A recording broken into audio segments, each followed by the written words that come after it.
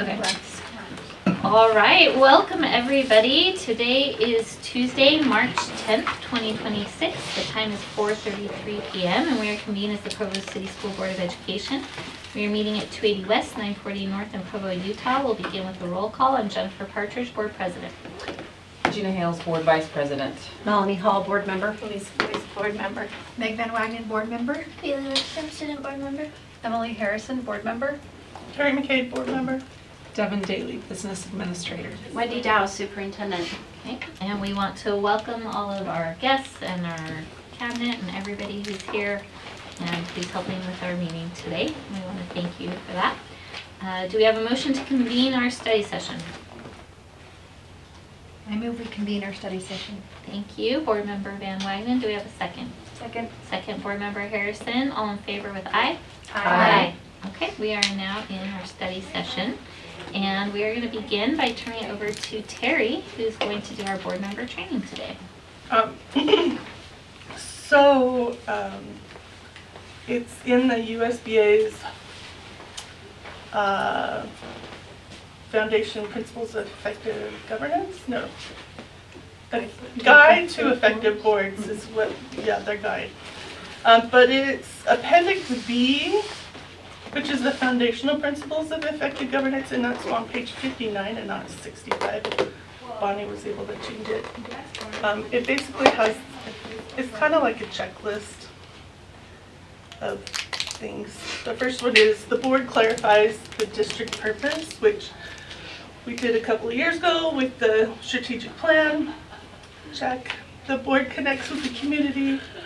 We have many meetings. We all go to committee meetings at PTA and etc. All the meetings. Good job, everybody. Check. The board employs a superintendent and a business spinner. Check. The board delegates authority. Now, I'm really grateful we are in Provo and not the 3 districts in Alpine because they're not delegating right now because they don't have employees.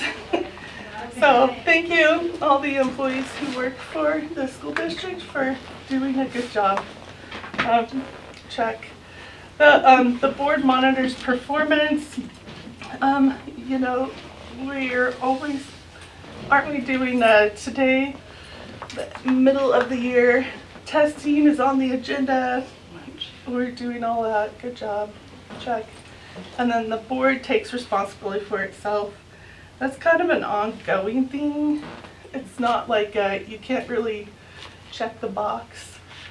It's you do it every year or every 4 years when you're elected, or it's a ongoing thing. So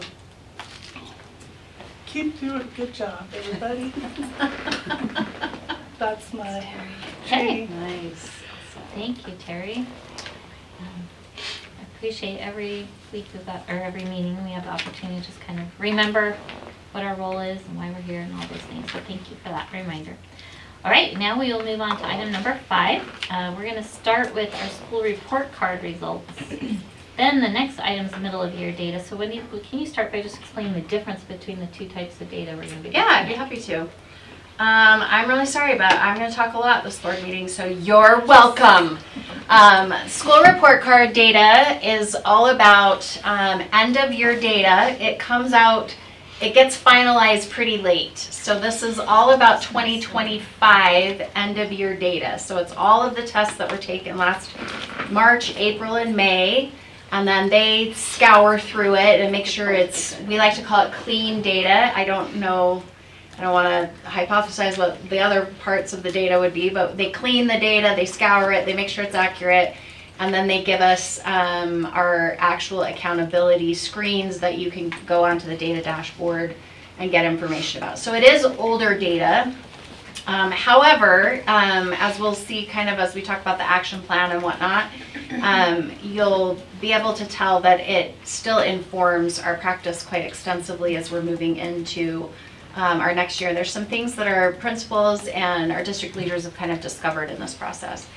Middle of the year data, we're utilizing 2 basic measures for that. We're going to be utilizing Acadience for our K through 3 and also, well, I should say K through 6. But we focus on it primarily K through 3, and then we also have NWEA data, which depending on the subject, we actually utilize at the elementary and secondary level. And we have 2 administrations that have happened so far this year, one at the beginning of the year, one at the middle of the year, so we'll be able to kind of look at some trends that are happening there. So we'll start with the report card data. So first I need to thank an individual who helped me put together these 3 presentations. Oh, let me back up. Helped me put them together, actually put them together, which is Michelle. So she put together and pulled all of the data. So every time you see a link that's sitting here, she has manually imported all of that data on her own to create it so that it's manageable, which is why we are getting our own dashboard so that we don't have to manually do that anymore, because it just takes an inordinate amount of time. So she has put all of that together for us so that we can go through and analyze it. I appreciate Michelle being here, Judy being here, and Doug being here, because they're going to keep us on track and make sure that I don't say anything too wrong. They'll be able to correct it very quickly if I do, or if you ask tricky questions.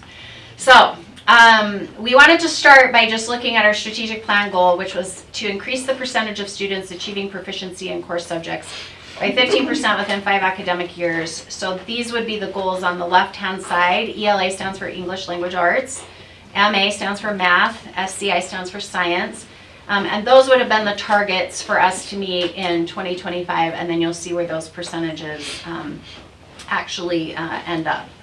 And that target is elementary and secondary together. Like you've averaged. Yes. Okay. That is correct. Because they give us a district number, Right. so we've used that district number. Great question. So we have a lot of work to do, and what you notice about our data, and probably you would notice it across the state, is that data tends to stay very stagnant, and then that's when people start saying, well, why are we focusing on it? It doesn't really matter what we do. It doesn't really change the needle, and this seems like this is kind of just an exercise in torture, but we'll talk about why it is actually really important and why that data has remained stagnant and what we're going to do about it. I don't want to go through all of these slides about the accountability piece, because we have talked about these quite extensively before in an all-day board meeting. This just shows you how the state goes through and creates our accountability reports. Go ahead, Sorry, Lisa. I It's have all a right. question back on that last slide though. You bet. Because I, as I understand it, which is probably incorrect, none of these are the same exact measures. So, because this goal is not just what we were hoping our RISE number would be, or our Aspire, or our Acadience. So, we don't really have that number right now. Is that right? I don't know what you're saying. So, because this is what I just asked you, this is our RISE and our Aspire together, or is it Acadience, RISE, and Aspire together? Rise and Aspire together. Okay, And they do, on the state accountability report, will produce a district score, Right. and it is including both Rise and Aspire for ELA. correct. Okay, so do we have that district score for 2025? Actually, they don't do it together. They separate it. They do separate K through 8, 9 through, and 9 through 10. So one of the issues is that Right. in the creation of the strategic plan is that the choice was made to combine them, and probably that needs to be a discussion that we should revise. That's what I'm wondering Because about. it's impossible for us to Yeah, combine because those we're not, numbers. because I don't want it The to, choice was made in the strategic plan process to combine. to put them together.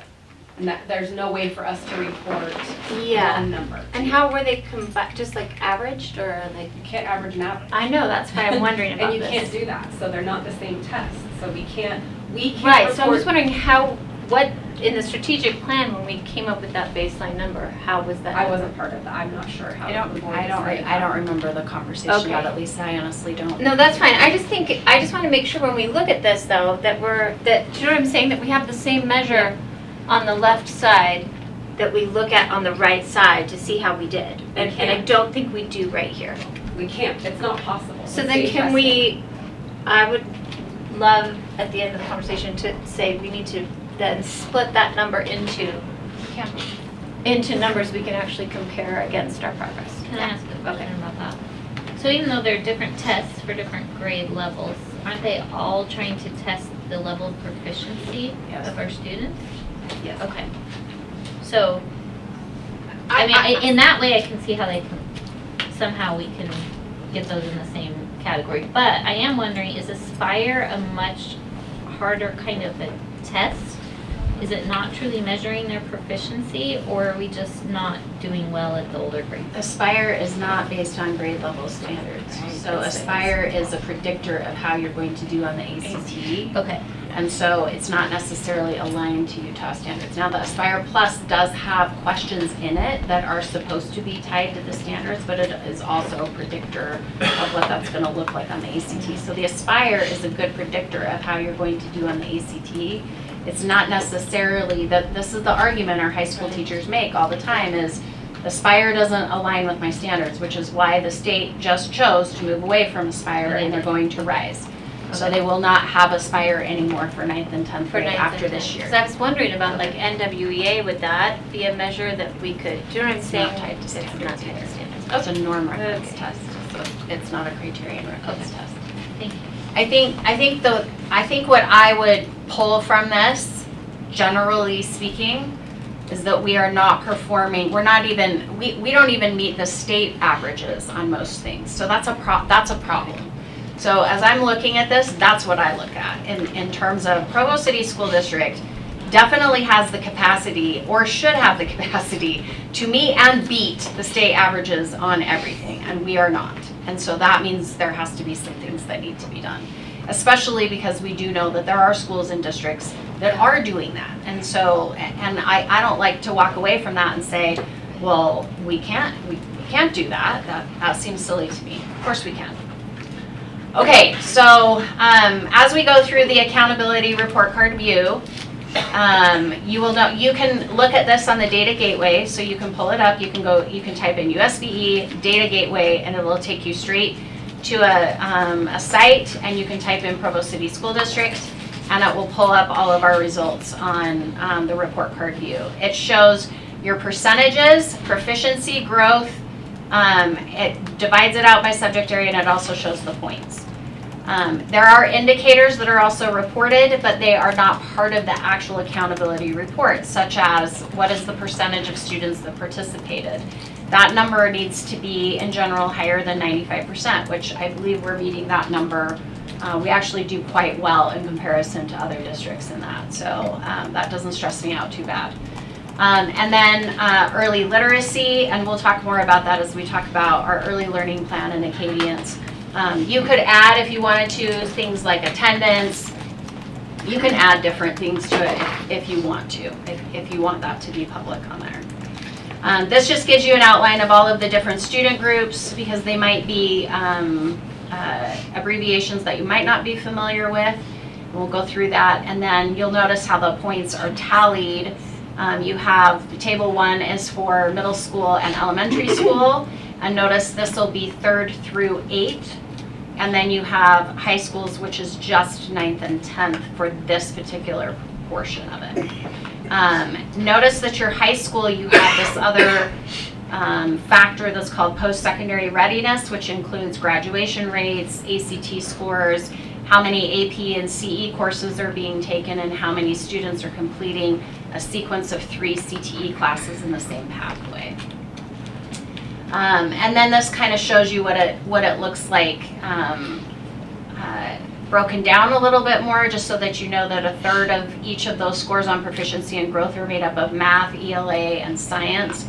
Notice that your students have to be enrolled, not attending 160 days, enrolled 160 days. So you could be absent 140 of the 160 days, but if you're enrolled, then that's the case. And somebody's gonna probably bring up and say, but after 10 days, we drop them, kind of. And you can go 9 days, and then you come to school for a day, and then you go 9 days, and you're absent 9 days, and then so on and so forth. This is, I think, a really important factor right here over on the left. Your English language learners are not included in your proficiency details for the first 2 years. They take the test because they're establishing their baseline so that we can predict growth, but they're not counted in there until their 3rd year. So you'll hear individuals get frustrated. Well, why am I getting judged based on this student that doesn't speak any English in my science class? You're not if they're in that 1st year or 2. English learner progress is different in that in the 1st year they're not part of that, because to do progress you have to have 2 different test scores, right, to be able to show that growth that's happening. So it won't start counting in there until the 2nd year. You always have the growth of the lowest 25% of your students. This is the equity piece. This is, are we closing opportunity gaps? And so this becomes a point at which we really struggle. There are some of our schools that have done really well in this particular area, but we struggle as a district here. You see the high schools get a little bit more complex because you have all of those post-secondary requirements that are also a part of their overall accountability, so they have more points possible. As they identify schools that are in need of support, they calculate the total number of points, then they rank all of the schools, then they rank all of the Title I schools, and then they rank all of the student groups, and then they determine a cut score, which is based on the lowest 5% of those Title I schools. That cut score changes, so when I'm identified, if I'm falling below that cut score, if I'm identified as a school in improvement, then I believe they use that cut score from there on out. So it's not like it's a moving target as I'm trying to move out of continuous school improvement. Here are the different categories that we have and what it takes to exit out of these particular status points. You'll notice that we did have independents in CSI status because of their low graduation rate. They've exited out of that. We right now have Franklin Elementary that's in our comprehensive support and improvement right now, and then we'll show you some of the schools that are in TSI and ATSI status based on student groups. Do we know if Franklin's gonna leave CSI status this year or next year? No, they have to exit this year, do they not? Last year was the first year they could have, and they didn't. They did not. They So we have won't 2 know more until years. RISE testing this year, but these Gotcha. are looking really good. Oh, I like it when she says things are looking really good. If Michelle says things are looking really good, it makes me feel better.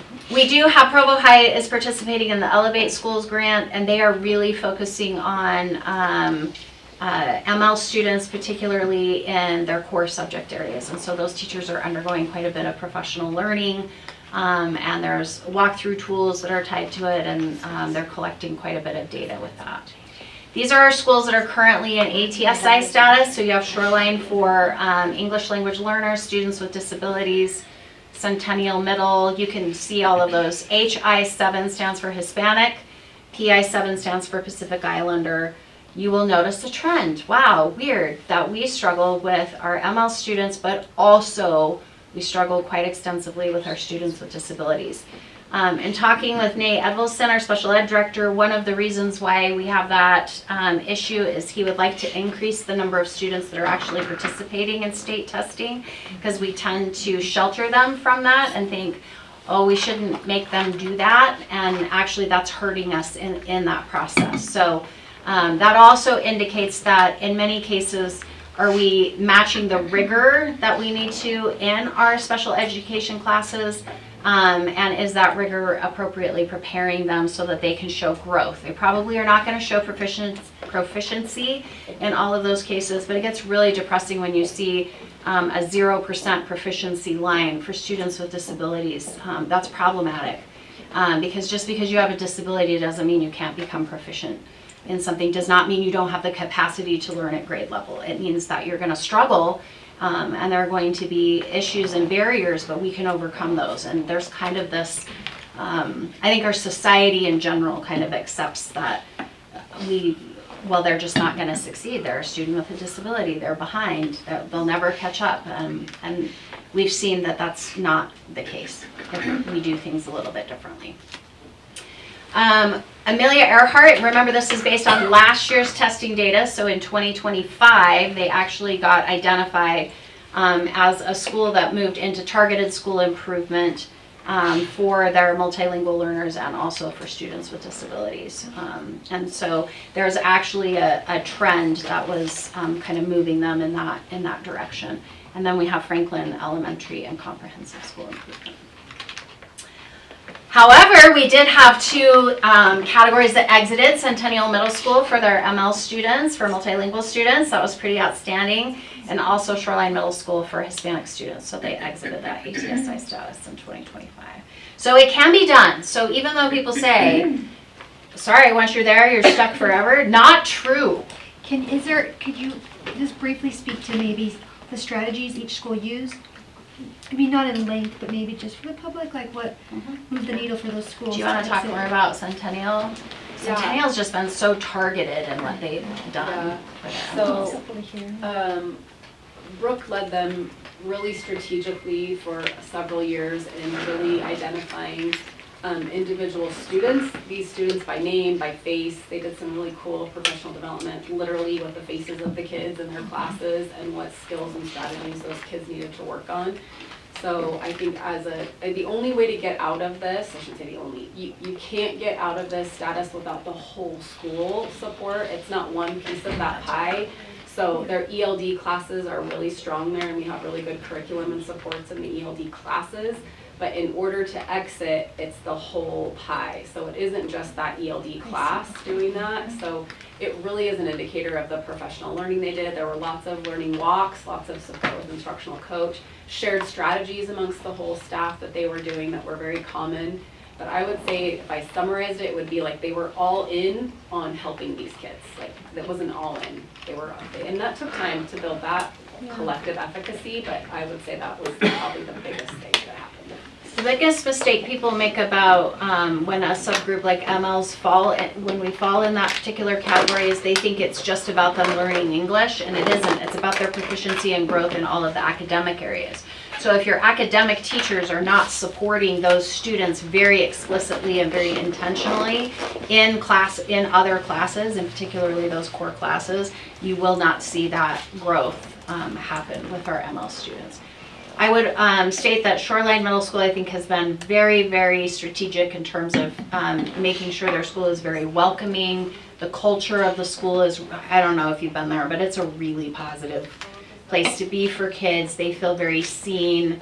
And I think your teachers are being very intentional about ensuring that every kid has the opportunities that they need. And I'll talk more about that when we talk about middle school in a little bit. Just some of the things Tommy has talked with Daryl and Doug and myself about in terms of being really intentional about those things.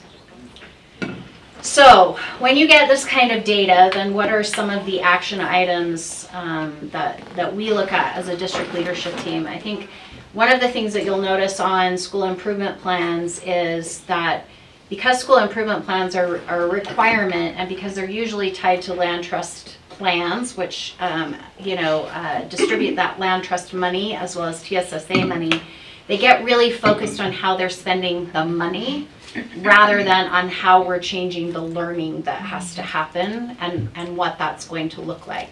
So what happens is our action items become, well, we need to improve reading by X amount. So what we're going to do is we're going to spend $25,000 and hire reading hire an instructional assistant. That's great. What are you doing with the instructional assistant? What is the intentionality of that? Are you doing small group instruction in your classrooms? How are you setting up tier 2? Are you actually analyzing that data in professional learning communities? Do you know how to target the specific skills of students? Those action plans are not as thorough as they need to be, and we went through this with our principals over the last 2 leadership meetings and just kind of had them do a reflection on their school improvement plans from last year and then the school report card data, where they had to go through and identify, did we meet our goal, yes or no? And it was just like yes or no. It wasn't no but, it was yes or no, and then look at what our strategies were and what are we finding. And there's 2 major themes that we found, is that the intentionality has to be just so specific, and secondly, it all has to be aligned. So if I'm going to meet a proficiency goal, then one of the things I have to do is I have to focus on the growth of the students that are behind, because otherwise the same students are going to stay proficient. That will keep happening. We are awesome at getting kids to make a year's worth of growth. We have got to get the kids that are behind to make more than a year's worth of growth. That is the only way we will move that proficiency mark. And you can only do that if you're paying attention to who those kids are. And so a big piece of this is focusing on growth. So our action steps, we went through an activity last week with our principals just talking about how you create those action steps and how detailed, what does that look like to really create an action plan. And we did it kind of looking at some district level data and looking at how thorough that has to actually be for us to be able to do that. The other piece that we recognize, and I even hear this as we're talking with principals, is I don't think people are understanding the role that different assessments play. Just based on the conversations, they do not understand that RISE is a very different assessment than NWEA, which is very different from a common formative assessment, which is very different from a summative assessment. And they're not understanding those roles, and so they just think there's just a lot of testing that's taking place. And every single piece of that's the only way we're going to be able to figure out what's going to work with a kid. That's on us. If people are not understanding those different pieces, that's because we haven't taught that appropriately and helped them understand it and help them understand how to use it. And we'll talk more about that when we look at the NWEA data. I can show you like what we quickly discovered, like as Doug and I were kind of looking at it, I was like, okay, this demonstrates that even I'm not understanding this at the level that we need to, so we have to have a larger conversation. Really appreciated one of our principals, he stated in a principal meeting, he goes, I feel like we need to have a much larger conversation as a district about the rigor, because one of the things that happened was they gave the RISE benchmarks, and what they discovered is the students were really underperforming, but when they compared them to the kids' grades in the classes, the grades were off the charts and awesome, but they're not going to be able to perform well on a RISE benchmark because they're not used to not only the rigor of the exam, but are we actually teaching those standards of the rigor that we need them to? And that's why you have those different checks of those assessments. You wouldn't know as a teacher. I don't know. I'm going to design an assessment. I'm not an assessment creator. We're not trained in that. We do the very best that we can. Our teachers are doing the very best that they can in that process. So how are we supporting them with that, and how do these other assessments help them determine whether or not their rigor is where it needs to be? The other piece of this is we focus a lot on what the students are doing, which we need to. We have to focus on those student outputs. But one of the things I hear, we hear this especially at the high school level, is my kid can go in and do that lesson on a Chromebook in 10 minutes. Why do they even need to go to class? And we recognize that a lot of that has been caused because of COVID, or because we have a lot of absenteeism and teachers are trying to survive and just meet everybody's needs. We know that. But how do we help maximize that engagement? What should the teacher be doing in that classroom to maximize that engagement? And that goes K through 12. And when I was at the superintendent's conference, there was a gal, they had moved their school district from being the lowest performing school district in the state of Georgia to the third highest performing. And she said, I don't care if you do Socratic seminars and philosophical chairs and every Avid strategy that's there. If it's not tied to the standards, I don't care. So they were finding out that these classes were extremely engaging and kids loved to be in them, but they were 2 and 3 grade levels below where the standards needed to be, and that's why their students were not performing. So examining those standards and making sure that we're actually teaching at grade level is something that we have to look at. And we have to look at what are we noticing about the teachers that have those high effective outputs where their students are really achieving. There are commonalities that are existing across those teachers' classrooms. How do we help support so that more of our teachers are able to do that and perform at that level? So those are the things that came out of our district accountability report. Oh, I'm a little bit ahead maybe. Okay, I'm trying. Any questions? Excellent. Do you want to do Acadience or do you want to do NWEA first? We'll do Acadience. I do, just a general question. You bet. With end of year from last year coming out at the same time as middle year from this year. Is it helpful to have both of those, or is it just more helpful to know where we're at this year and not really look at last year as much? Like, what's the benefit, I guess, of having, is there a benefit to having both? I think there's a benefit to having both simply because I can start to see trends and patterns of things that are happening. I can't establish that just based on a few data points, so I have to have that over time to kind of see what's occurring. I think one of the things we discovered is we're not going to care about the report card data anymore in January and February. We get all of the data in May. When they finish those tests, it's just not cleaned by the state. So we don't care anymore. We're just going to use that data, and at our building leadership team meetings in June, it's going to be a deep dive into those data pieces instead. And then whatever the state comes out with, we'll already know, and we're rocking and rolling. Rather than sitting there and going, well, it could change. It really doesn't. Like when we've looked at it, Michelle's like, it doesn't change. Like it might change by like one or two like little things, but it's not going to change our strategies. So. Can I ask one more? Please.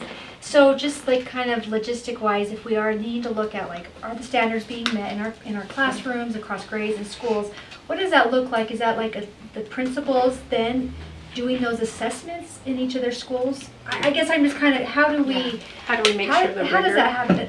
And you can have a high level answer. I'm just mostly curious. Daryl, do you want to answer that question? Doug, you want to answer that? I mean, I know how I would do it as a principal, but. We really rely on the principals to monitor their level of learning. Okay, so. And as they attend PLCs is where they see that. That's why I would opt out. And they can have a gauge of what the standards are, and if they're. So this seems like it does seem like a lot. It's a ton. Go ahead, Doug. I think at the secondary level, it's difficult for, having been a principal at both levels, it's difficult sometimes to be at the same level of awareness of what's going on in all the classrooms and all of their assessments, all their grading at the secondary level like it can be when you're an elementary principal and you really got your finger on the pulse of each of your classrooms and how they're doing. And the standards-based report card always speaks to, are you meeting some standards? Now there's still an opportunity for people to kind of need to calibrate their thinking as to what does the standard look like even in that setting. But I think what can tend to happen is I think the superintendent alluded to very well, is that if you just are in this little bit of a vacuum of you really just have you yourself or sometimes a team member that you're working with, and you kind of slide into this idea about lowering your expectations to make the classes maybe not as difficult and therefore not as challenging, and maybe a lot of compassion for the kids to not necessarily give them reading materials or other questions that are really difficult.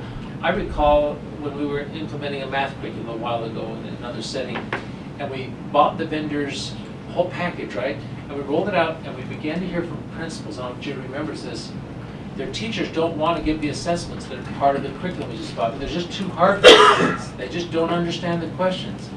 That in itself is a moment like, whoa, wait a second, these are really well-developed curriculums that are at national Common Core standards, and the feedback we're getting from the teachers is, but wait a second, these are more difficult questions than we give to people.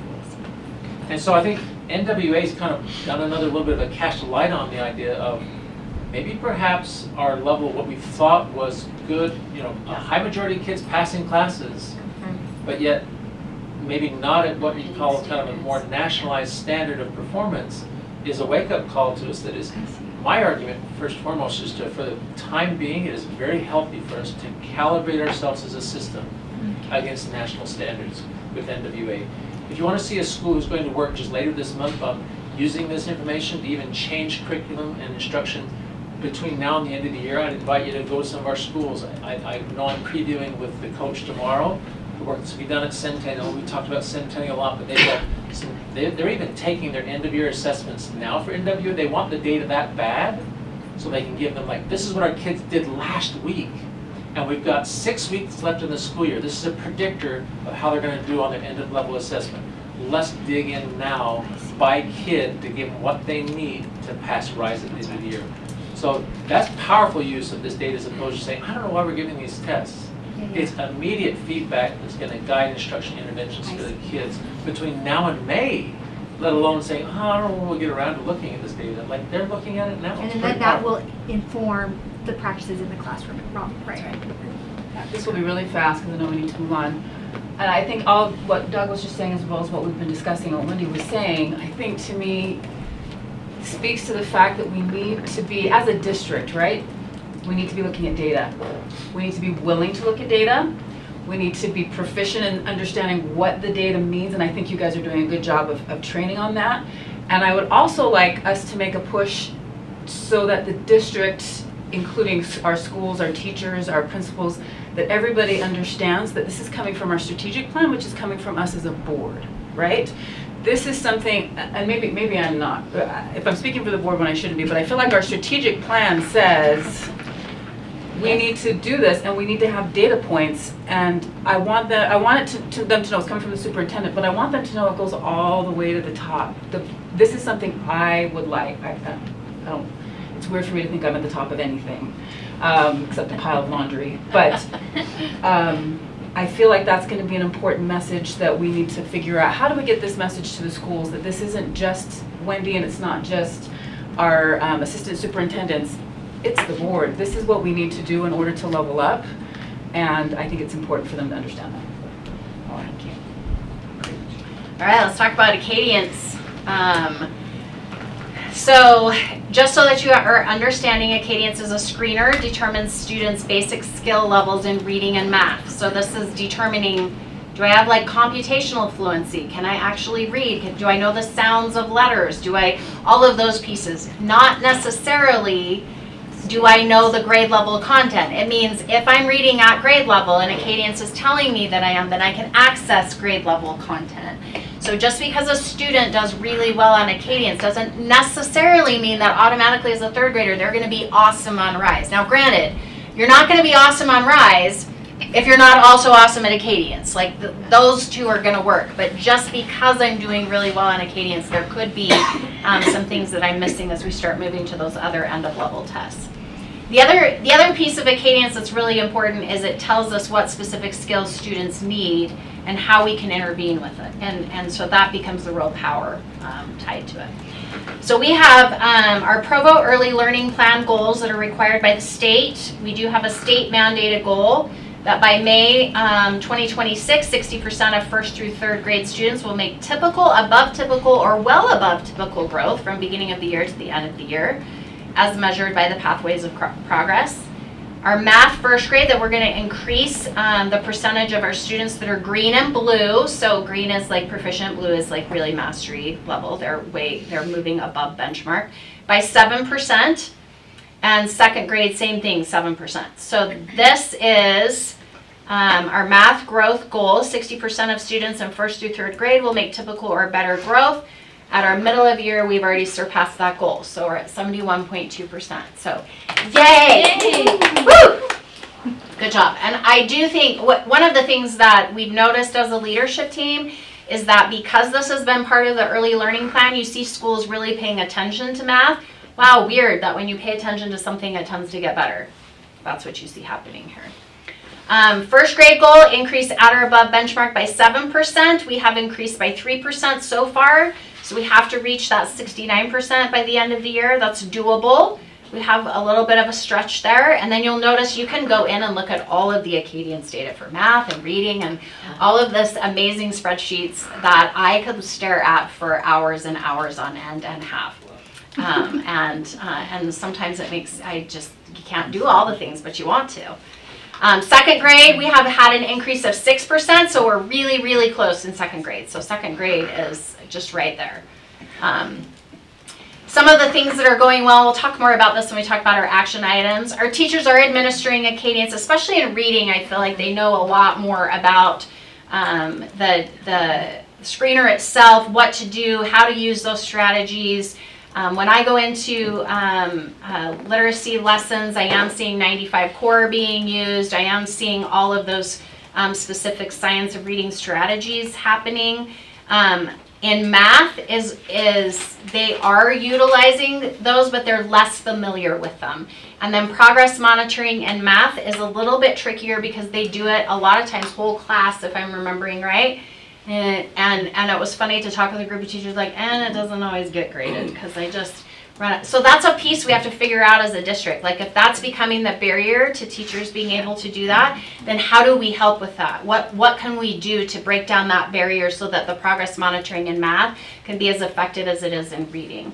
And then our teachers are asking for help with what are the specific interventions that we need to use with the students who are below or well below, and you see principals asking for that. I think Judy's Tatum has been out helping with math quite extensively and been asked to provide a lot of professional learning and support at different elementary schools. That has been awesome.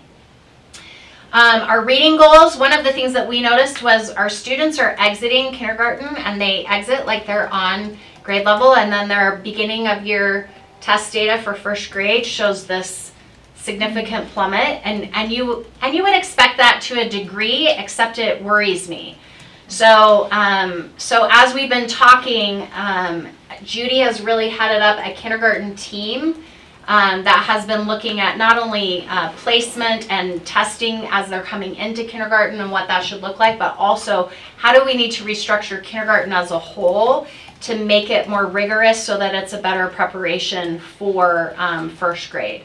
Not that we're gonna, I mean, our number one goal is I just want kids that are in kindergarten to love school. Like that's really important. But it would also be awesome if you saw more of a stabilization between them. They're exiting kindergarten and entering first grade. And then we want a 90% growth. We want 90% of our below or well below students in grades K through 6 to make above or well above typical growth. We know that's a lofty goal, and I love Trisha Biggs at Provost. She goes, I don't know why that's 90%. It should be 100%. Why do we not have 100%? Why can't we make that the goal? And I was like, I think Michelle's like, Trisha, calm down. Like, that's just, you know, that is where we would love it to be, but we felt like 90% was there. So you'll notice we don't have any middle of the year data for the professional development focus. We're trying to work on summer reading campaigns, doing things with, this is going to become a big thing with the new literacy bill, all about trying to get parents to partner with us to read to their children, all of those pieces.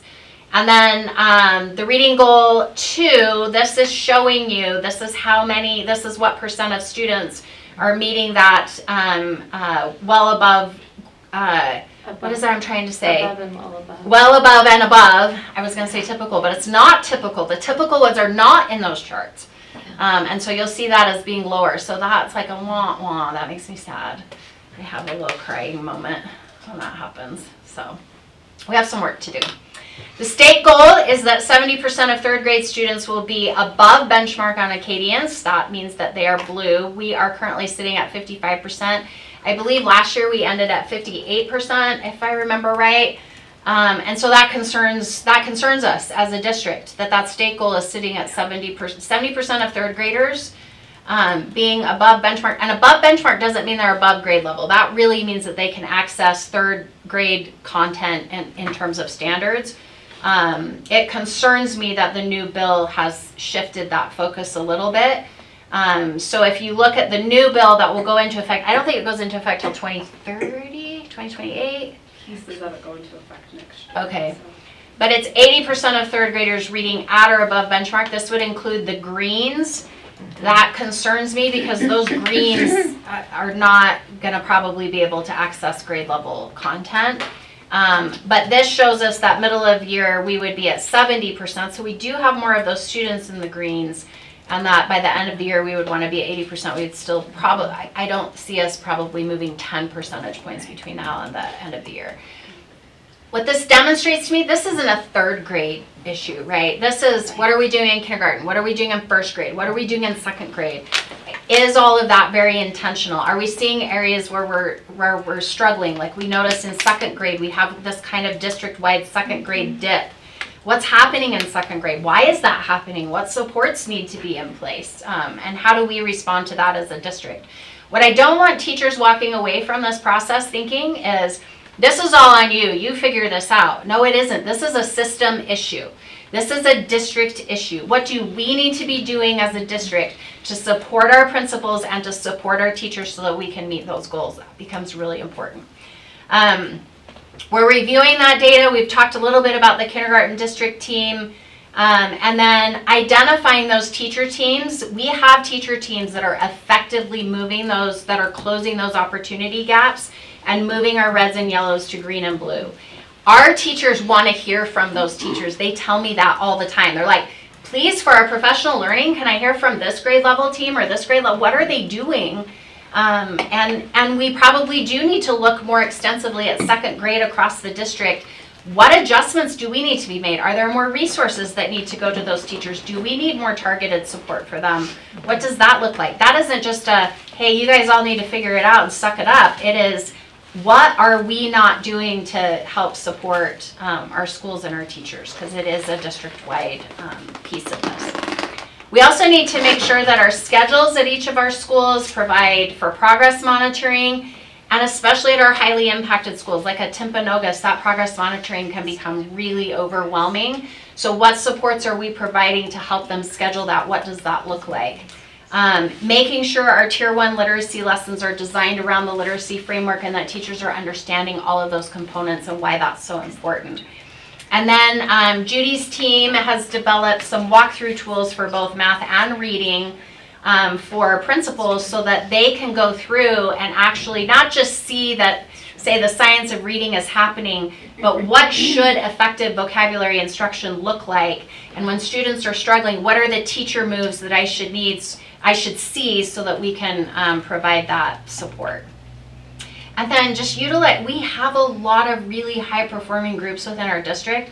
We just need to broadcast it. Ryan McCarty, at our principal over at Provo Peak, said, he's like, I want that principal's teams to come and I want us to video them and then I want us to analyze what's happening and then have me walk that through with my, like, he was excited and animated about how that could be used as a support for his school as well, because he got concerned. He's like, teachers don't want to draw attention to themselves, so what if we just video them and then they don't know that we're talking about how awesome they are as we're providing this professional learning. But math, similar thing. I think I'm excited about our Into Math rollout because I think the coaching supports and the materials that are going to be provided are going to rejuvenate a lot of our elementary teachers. It'll be a lot, but I think they'll have the supports that they need in this process. We talked about progress monitoring, professional learning, and really supporting them with Into Math, and then we have a walkthrough tool for math as well.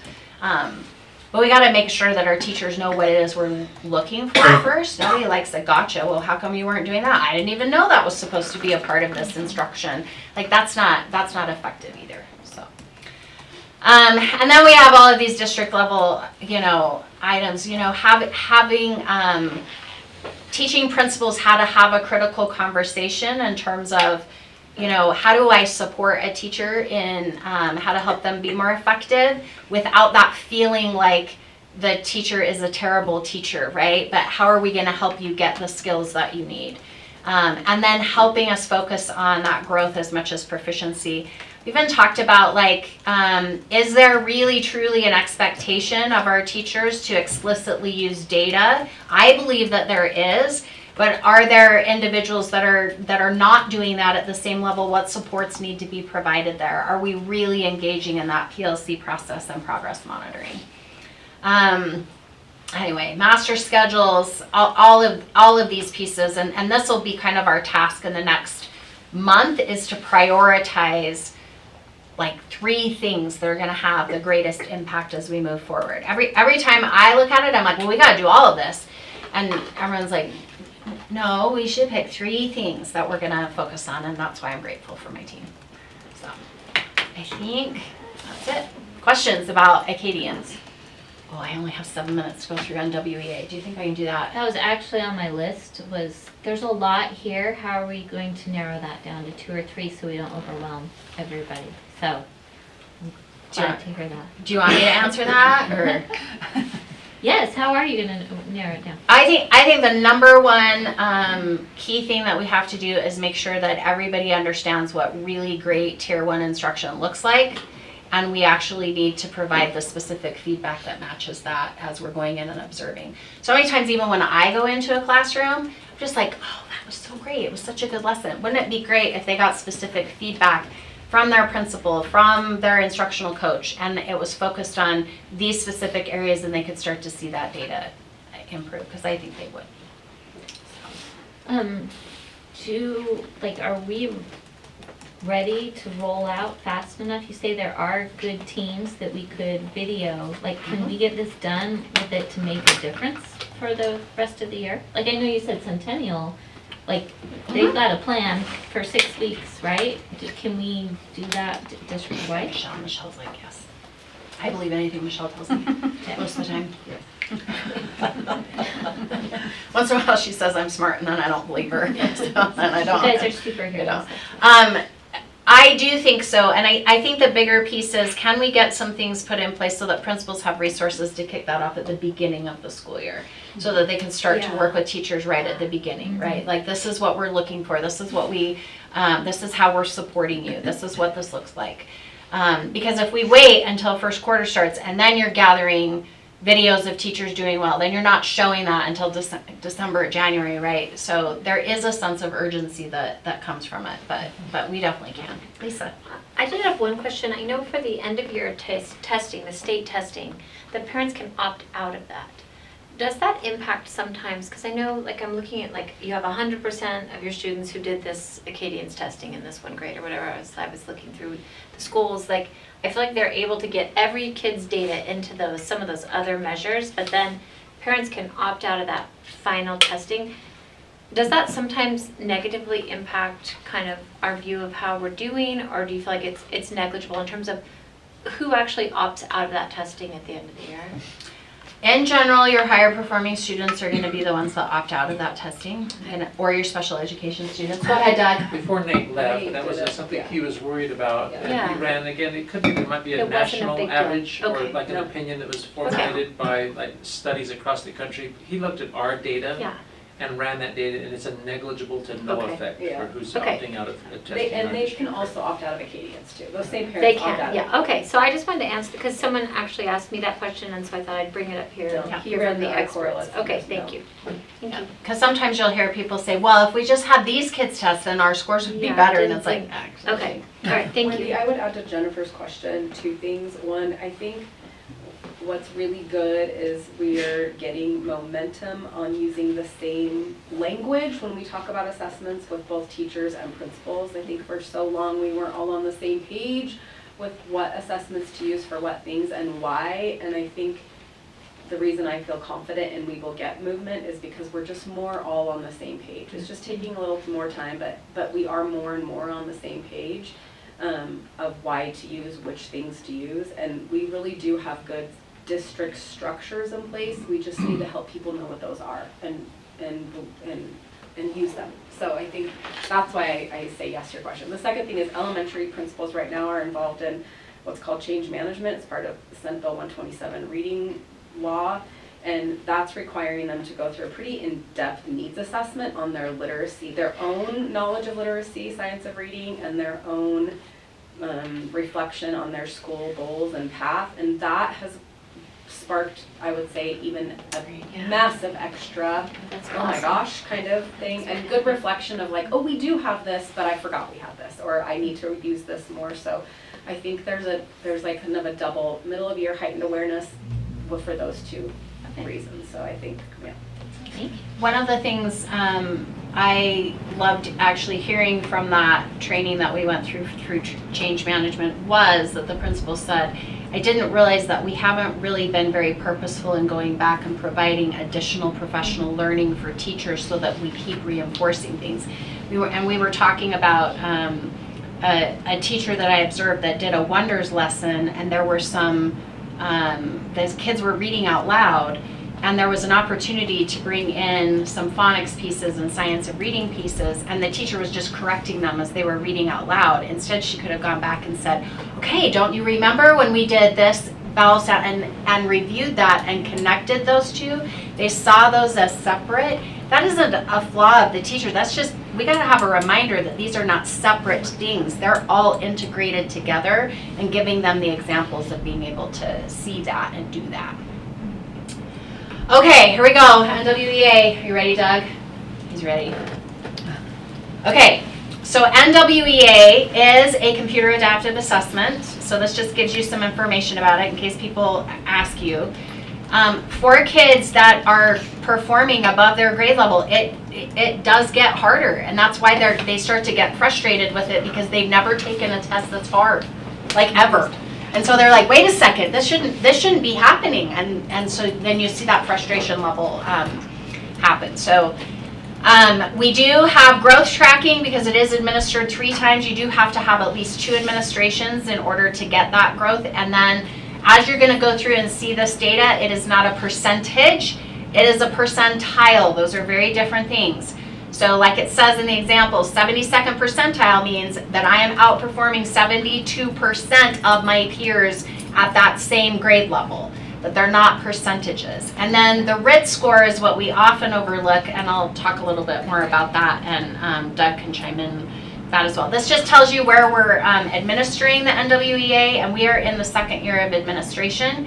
It does cost us money to administer this test, so you will get teachers that will ask you, why are we spending money on this?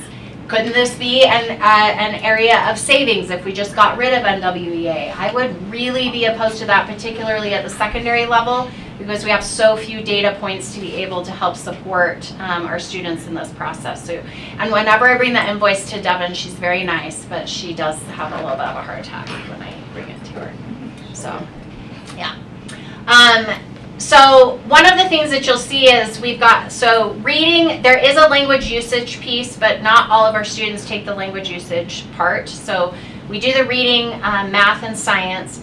And you'll notice that along the top, it shows you what the growth is between the 1st and 2nd assessments, and then what has happened with their achievement.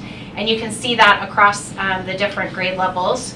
Doug, you can chime in. Yeah, the color coding, blue and green is great, meaning you're like above normal growth. Ooh, above normal.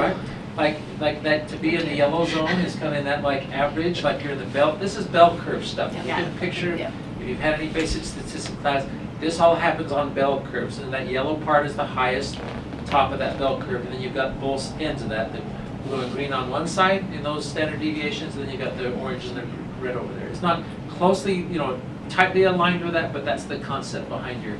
So when you just kind of take a quick little look at this and say, those numbers are above 51%, which means, oh, we're better than the 50%, better than average. But when you also move into blues or greens, then you start saying, oh, we're even pushing the envelope with our achievement above national standards, or we're growing faster. That's the exciting number.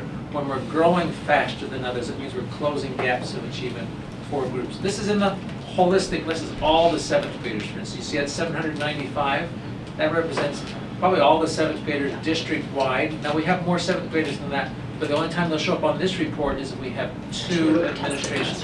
And so any kid who missed one or the other of that administration, it can't give us that report. You'll notice when you see those growth scores and then you drop down and look at the achievement, how high that growth is going to have to be to move that achievement number. And then what I'm also looking at when I look at these patterns is I'm looking at how many of the reds and oranges are moving out of that area. So if that percentage from the fall to the winter, if those reds and oranges are getting smaller, even if my yellows are getting big, that's still better, right? Like I'm moving them in the right direction even if they're not hitting those specific achievement levels. That's important. You can see this is reading 9th through 11th grades. And again, you just see a lot of, okay, we have 62nd in growth for 10th grade, so 66th in achievement, 67th in achievement for winter. That growth score really I think it's important for teachers to see how high that growth score has to be able to start closing that gap. Like I said, when your growth is pretty stagnant, the same kids are going to stay proficient. And we really have to be intentional about closing those opportunity gaps. You see math, K through 2nd. You can ask any elementary principal how awesome it is to administer the kindergarten NWE math test. They have a really good time. It's a really good time to log in kindergartners for the first time on that test. But you can notice some different trends there with kindergarten actually moving the needle quite a bit, and notice their growth scores there. And then you notice first grade staying pretty stagnant in terms of their achievement levels. And I'm sure you've gone through a lot of these. But it just kind of shows you across the district what's happening. I think what I really want to show you, is there anything, Doug and Michelle, that you want to point out specifically about these specific graphs? Okay. Can I ask one question? Yeah, please. When I was at the Timpview Community Council meeting and they were going over their NWEA data, one thing I just was thinking about is, I know you can do that English usage test or not in that score, right? Just from year to year, if we could be consistent with whether or not we include it, Yep. just so they can compare that data. Do you know what I'm saying? I would agree. Anyway. We had, just so you know, one reason why it wasn't, there was some rostering issues. So Okay. part of this is the rostering is by Power School class codes, and so if things change, or like in the middle schools, they gave the language usage in the social studies class, but they only have social studies for see. fall semester Yeah. and winter semester, so we lost, anyway. So Okay, we're figuring those things out. So part of it was that. that makes sense. I think one of the things that becomes really powerful if you're looking at a particular school and I want to look at a subject area, then I can look at the quadrants, and you notice that the right top quadrant is green. That's demonstrating that you're having high growth and high proficiency. I'm also very excited by the left side of that, which is still high growth. And as long as, even though my proficiencies might not be as high, as long as I have that growth piece and our students are making progress in that. A teacher can then take that. So when a teacher gets that data, then each of those dots represents their student, and then they can drill into the student and they can see individual pieces of data based on what the student did well on. This is one of the things that becomes really important. These RIT scores are a predictor of who's going to actually move. So when you administer this test, it will give each of the students a RIT score. So if I'm trying to look at, if I'm teaching third grade and I'm trying to determine if my student who's been sitting at a 1 is going to move to a 2, then I know that their RIT score has to be at least a 182 or they're not going to be able to move. So even if it looks like their percentile is at a certain level, it's the RIT score that I have to be looking at. And as we look at that as a school, we have to look at where those RIT scores are as we're making those predictions. So it isn't directly tied to those percentiles. That RIT score becomes pretty significant there. Question, anything you wanted to add about that? Just as you're looking at this chart, the right side, the achievement as a predictor, that percentile, that's for end of level. The RIT scores can be used at any time. Point. Yeah. So what some schools are doing right now is looking. Well, Wendy will show you in the next slide. That by class, what their RIT scores are, and then using that chart to determine where a student might land with the end of level assessment. And that prior chart is based off of Provo's data from last year. So Nate did this. This isn't something from NWEA. This is the correlate of our own students, what their RIT score had to be to move from a 1 to a 2 or 2 to a 3. So If you pretty went powerful between the data. two screens, you saw those kids had 171 as their RIT score, right? You don't know much more about those kids, but if you go back to the table and look, say, where's 171 anything of a prediction of growth, and it isn't. Like these are, like you can see why those kids had little red bubbles after their names. These are like high target kids because their achievement level, their skills and so forth as manifested here are really low and they need immediate interventions. It's been really great as far as, for instance, with reading. Michelle and I worked really hard on a project around reading to identify kids who are just not reading well. And we haven't had something like that passed before in NWEA. And immediately we've been implementing some interventions based on kids who have those RIT scores that are just so low that they've been quietly getting by, maybe even passing classes, maybe even graduating. But we now know those kids and can give them interventions in a timely way. And then this is a teacher's view, so I can see what's happening with my class average RIT score. I can see what my class median percentile is, and then I can start digging down into an individual student. So this would be the student screen and a teacher view.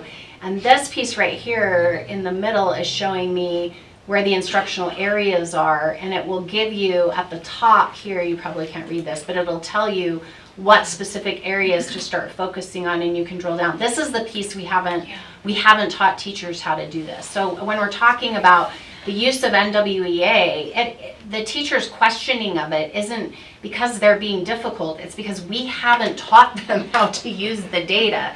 So that has to be probably the most immediate thing that we need to do, is how are we really supporting our principals so that they can support the teachers in the use of this data, and how does that inform things? This isn't going to change my day-to-day instruction on NWEA, but what it is going to do is it's going to determine, it's going to give me some ideas about, is my instruction, are my own formative assessments, and are the lessons that I'm delivering meeting the rigor that is needed to push our kids at that growth level that needs to occur.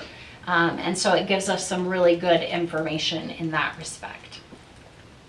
Our MTSS leadership team put together kind of a 2-year implementation plan at the elementary, middle, and high school. You'll notice lots of things being similar across all 3 of those levels, but a lot of it and initially is just providing that support for administrators and teachers in how to use the data, and then really starting to look at standards, rigor, and what are the teacher outputs that are happening so that we can support the students effectively. I think if those are the 3 things that we could focus on in the coming year, it would be huge. It would move the needle. Just for our teachers to even know who those kids are, that are those reds and yellows and oranges that we need to really concentrate on and move the needle on them. When you look at that Acadience report, that's the part I get the most excited about. When I see a class, I see a grade level team at a school, and they're moving 11 of 13 of their kids out of the reds and yellows into greens and blues. I'm like, you've got it made. You've just closed an achievement gap. Like, that's huge, because that's the hardest thing to do. And so this kind of goes back to Michelle's question and kind of your question too, Lisa, at the very beginning. Do we need to reevaluate our goals or the metrics of the strategic plan, and what might that need to look like? One of the things we'd like to do is maybe go back and look at those goals and bring back up a proposal of what maybe that needs to look like moving forward, so that it really is measuring what we want it to measure in the process. We know that the strategic plan wants our academic achievement to improve across the board. We want to get rid of this stagnant data. I think there might be some better metrics that we could utilize, and that would be more real to both our teachers and to our principals in that process. So.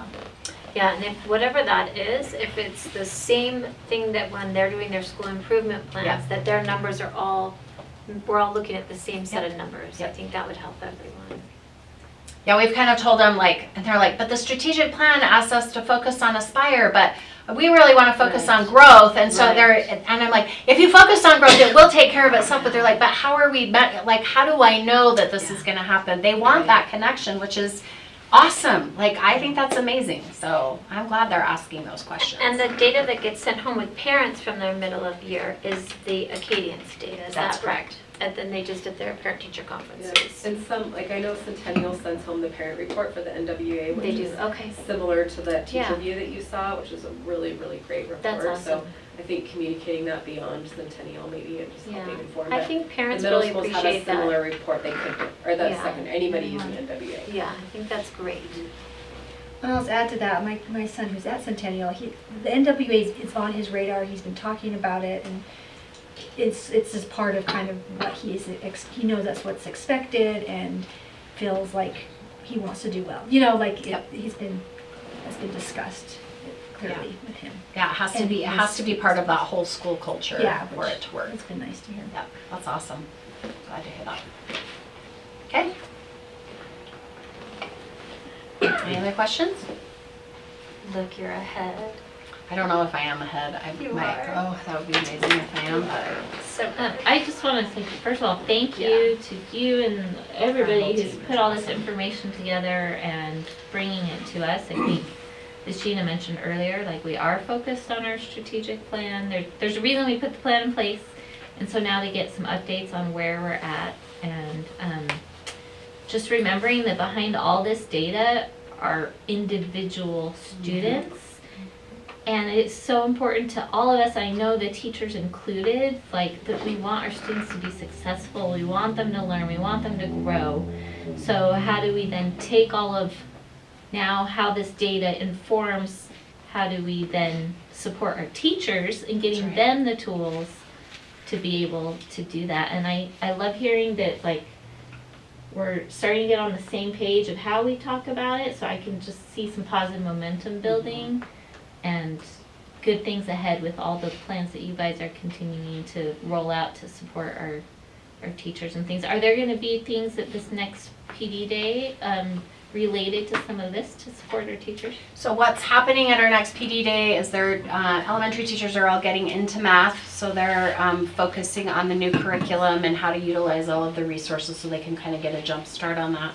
And our secondary folks are going to be in their schools, and their principals will direct that, but a lot of it will be based on this NWEA data is what they're going to be looking at and prioritizing. So that is the goal. Okay.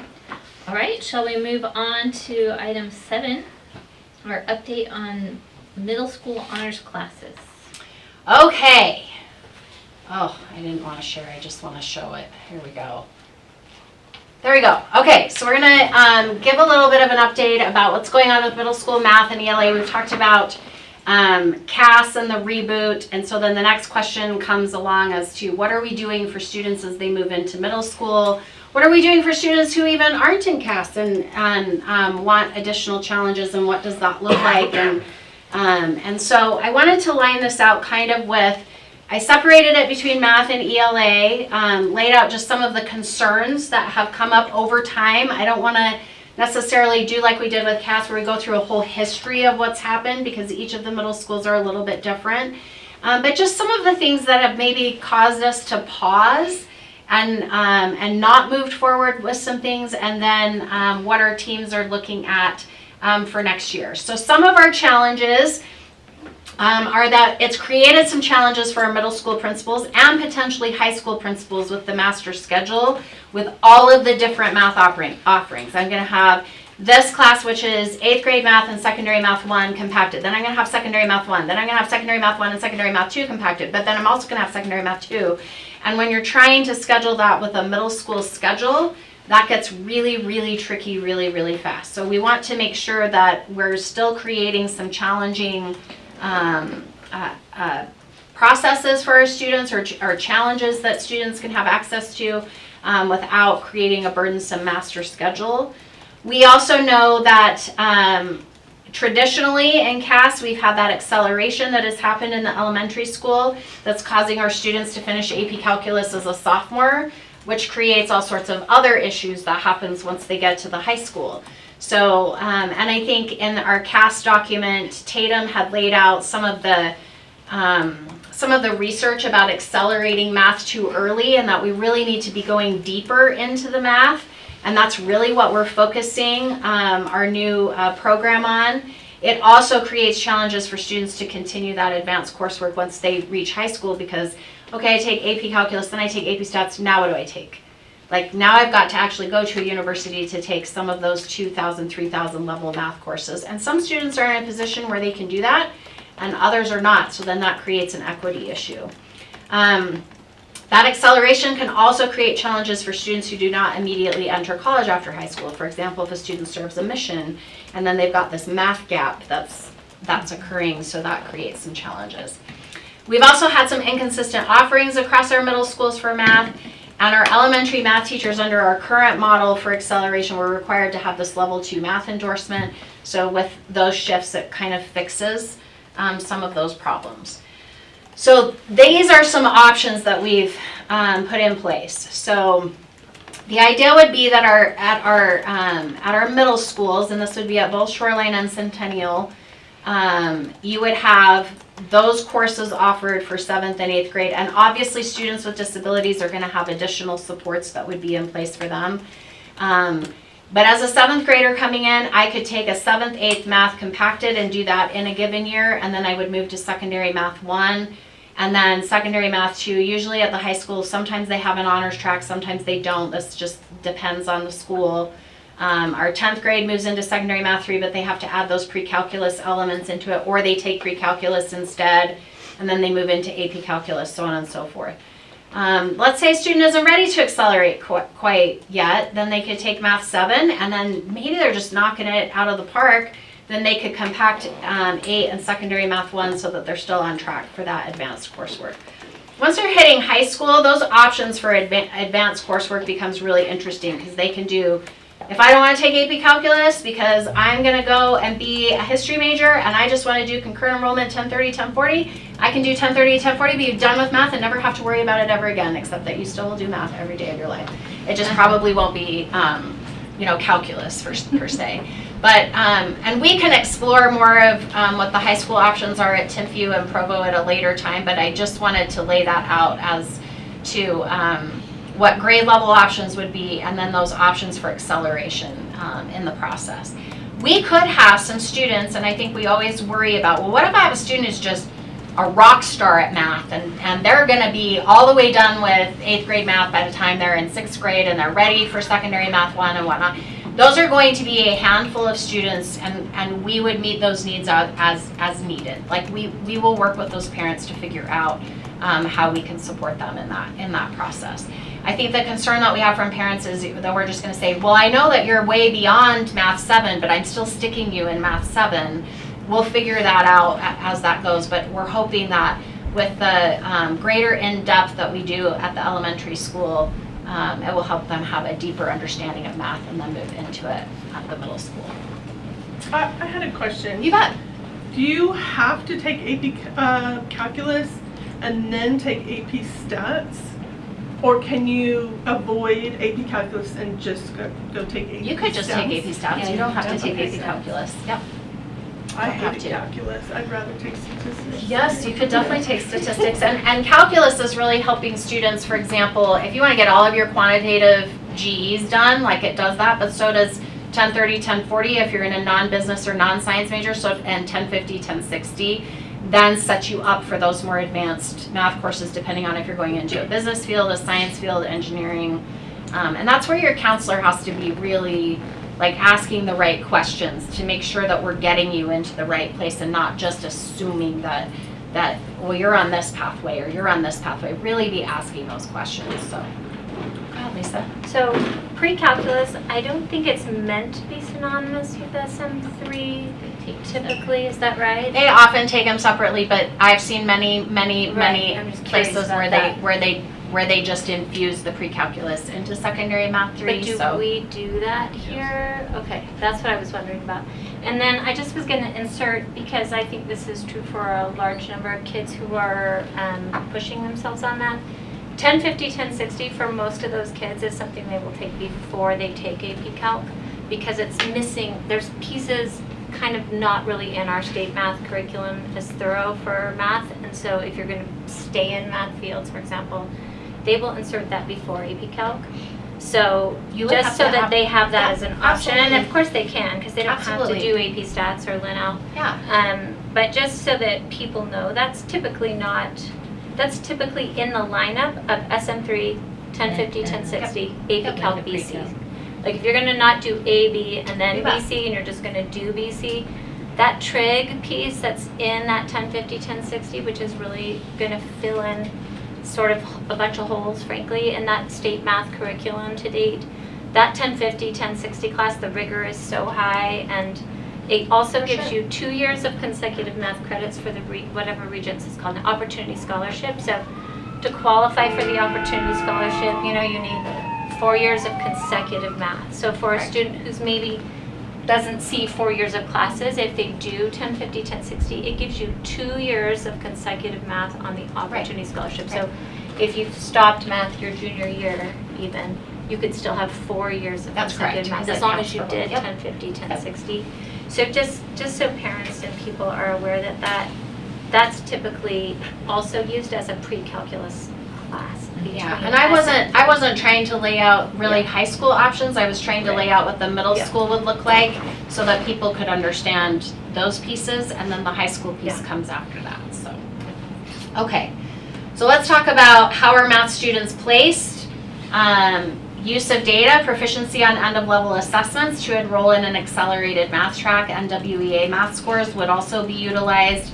The data points are important. One of the things that happens if we just create if we just say it's Math 7 honors and anybody can sign up for Math 7 honors, if you're not meeting certain requirements, what has happened and what our teachers have talked about, and Doug, you can probably speak to this more, is that you'll have students who actually don't have quite the skill set to be in an accelerated math class if you're doing 7-8.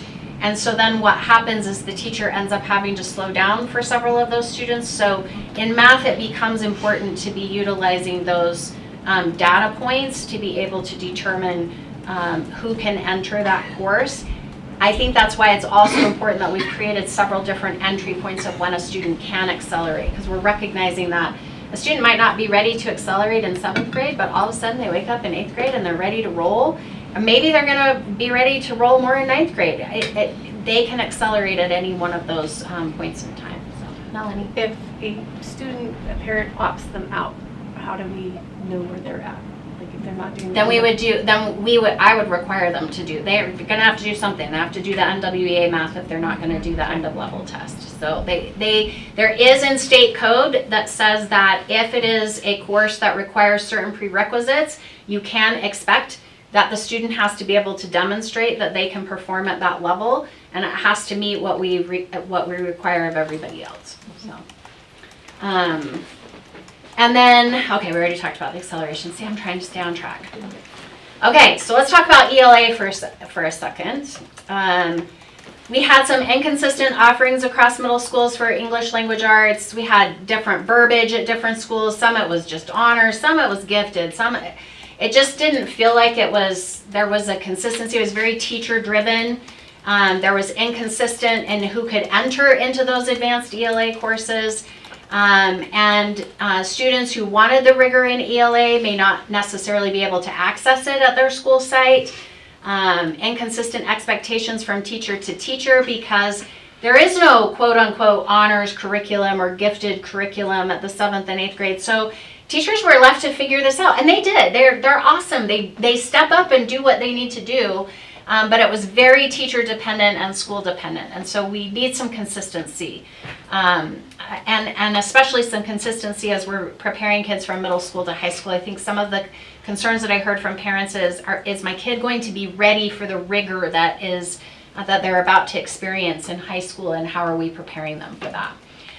The concerns that came from a lot of our schools is that when we used honors, it was just a label. I just want my kid to be in it, or I want to be in it because it's a label, or it becomes a behavior tracking system.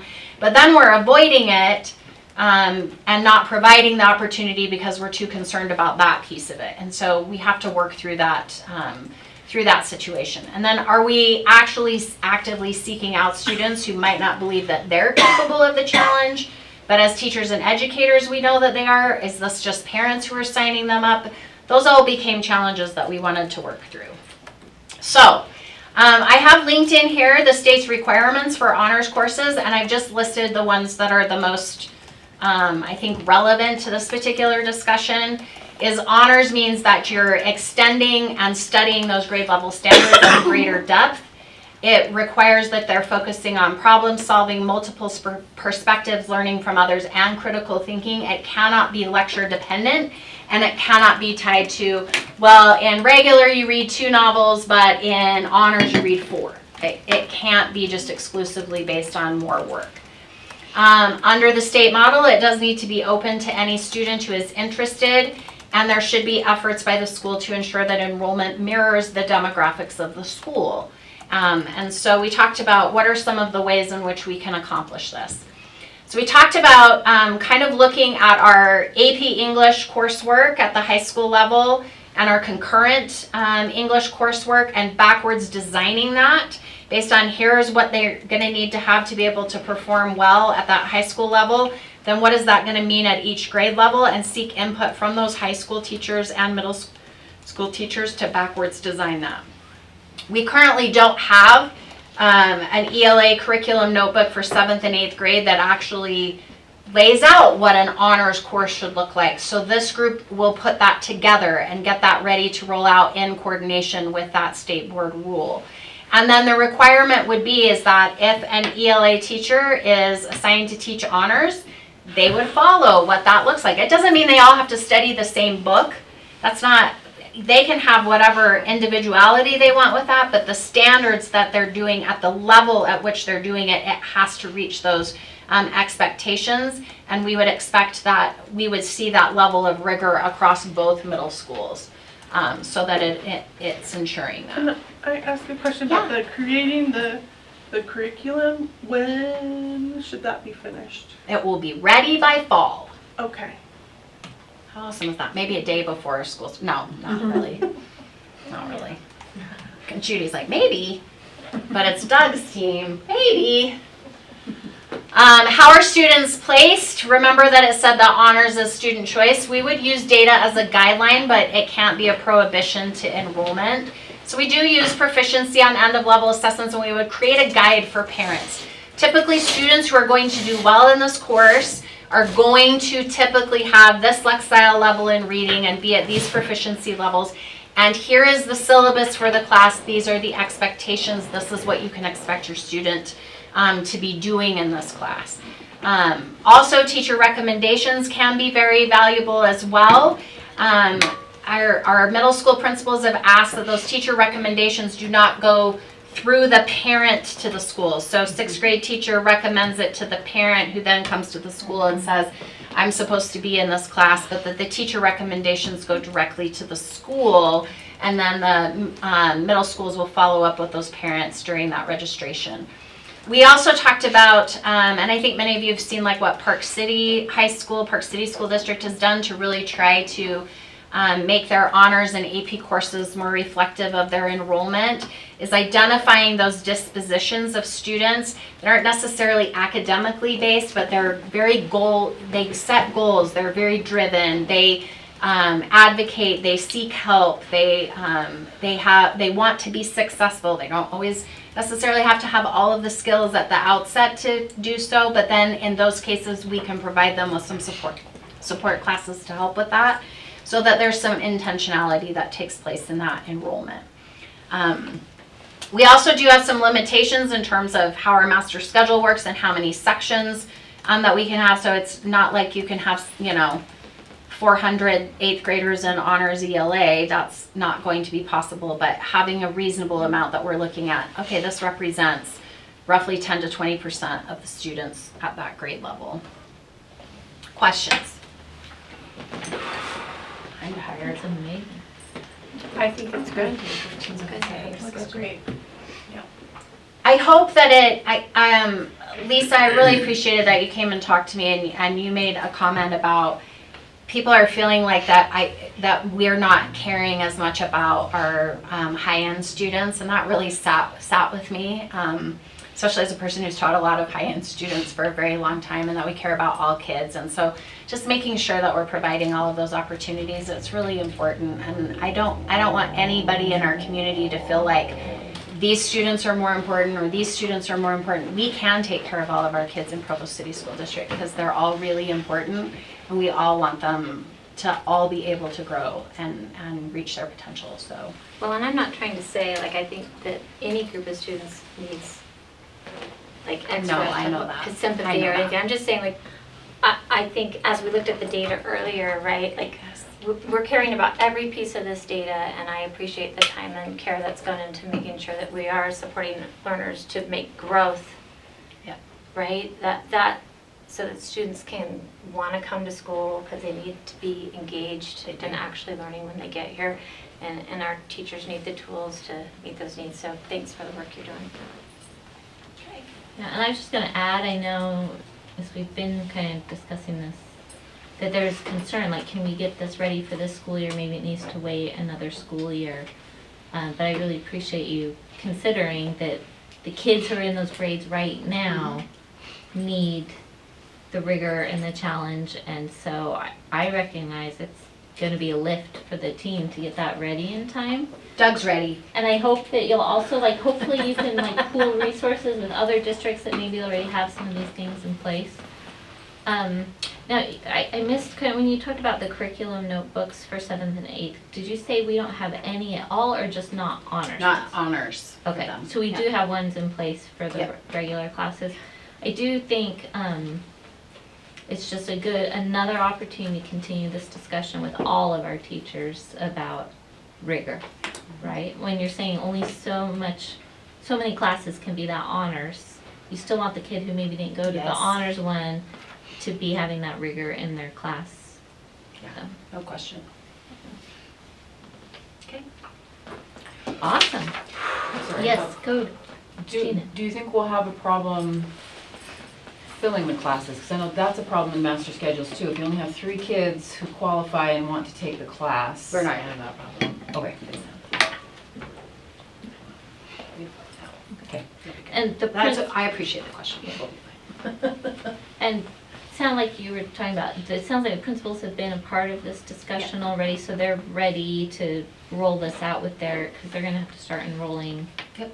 schedules soon, right? Yeah, and really Shoreline has already been doing this. Okay. So this isn't anything new to them. I think the piece that is probably the newest for them is that we don't want it to be so teacher dependent, that there needs to be basically this is what we do as a district for these courses. Mm-hmm. And so that's the piece that he's gonna implement there. Centennial, it's been different because of the gifted piece and then, anyway. Yeah. So just making that more uniform. So it'll be slightly different at both schools in that process, but I think it will be okay.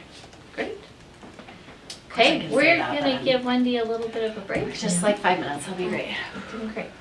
And we're moving on now to item number 8, and we'll turn it over to Devin to talk to us about several large purchase requests. So we have 3 large purchase requests. The first one is the anatomage tables for the Pathways program. So this is from a Catalyst Center grant that we received from the state office. It was from that Catalyst funding that they gave last year. They approved us. This is the first piece of equipment that is being purchased for a health class. They showed them to me. They're pretty cool. It'll be a pretty innovative thing for those health science kids. I saw one at NSBA a couple of years ago. I'm like, this is so Yeah, amazing. so that's pretty Where cool. will So this be that, housed? it will be at the Caps? CAPS. All 3 of them, or will one go to That's a good Each question. their I don't know where schools, they're all going. where they Yeah, I have would have to ask health Clay. classes? Could have one at each school. Does Provo High have a lot of health It- classes? Or not health, but like medical and Medical CTE, assisting. yeah. Yeah. So there might be one, I will have to check and see with Clay. I'll ask. And then the second one is a computer lab, the engineering classroom computer lab at Timpview. You'll see 2 invoices for that. One is for the computers, one is for the monitors. That's, the total is around $89,000. I was notified today that because of the high need for memory, that this could see a 10 to 20% increase in the next few days. So we're hoping not, they did hold them for us, so we'll see if we can get this in and get them approved pretty quickly. Is that something, like, should we not approve this until we know for sure? We can approve it, and in the motion, you can say with up to a percentage increase based on other, we just need to get them here.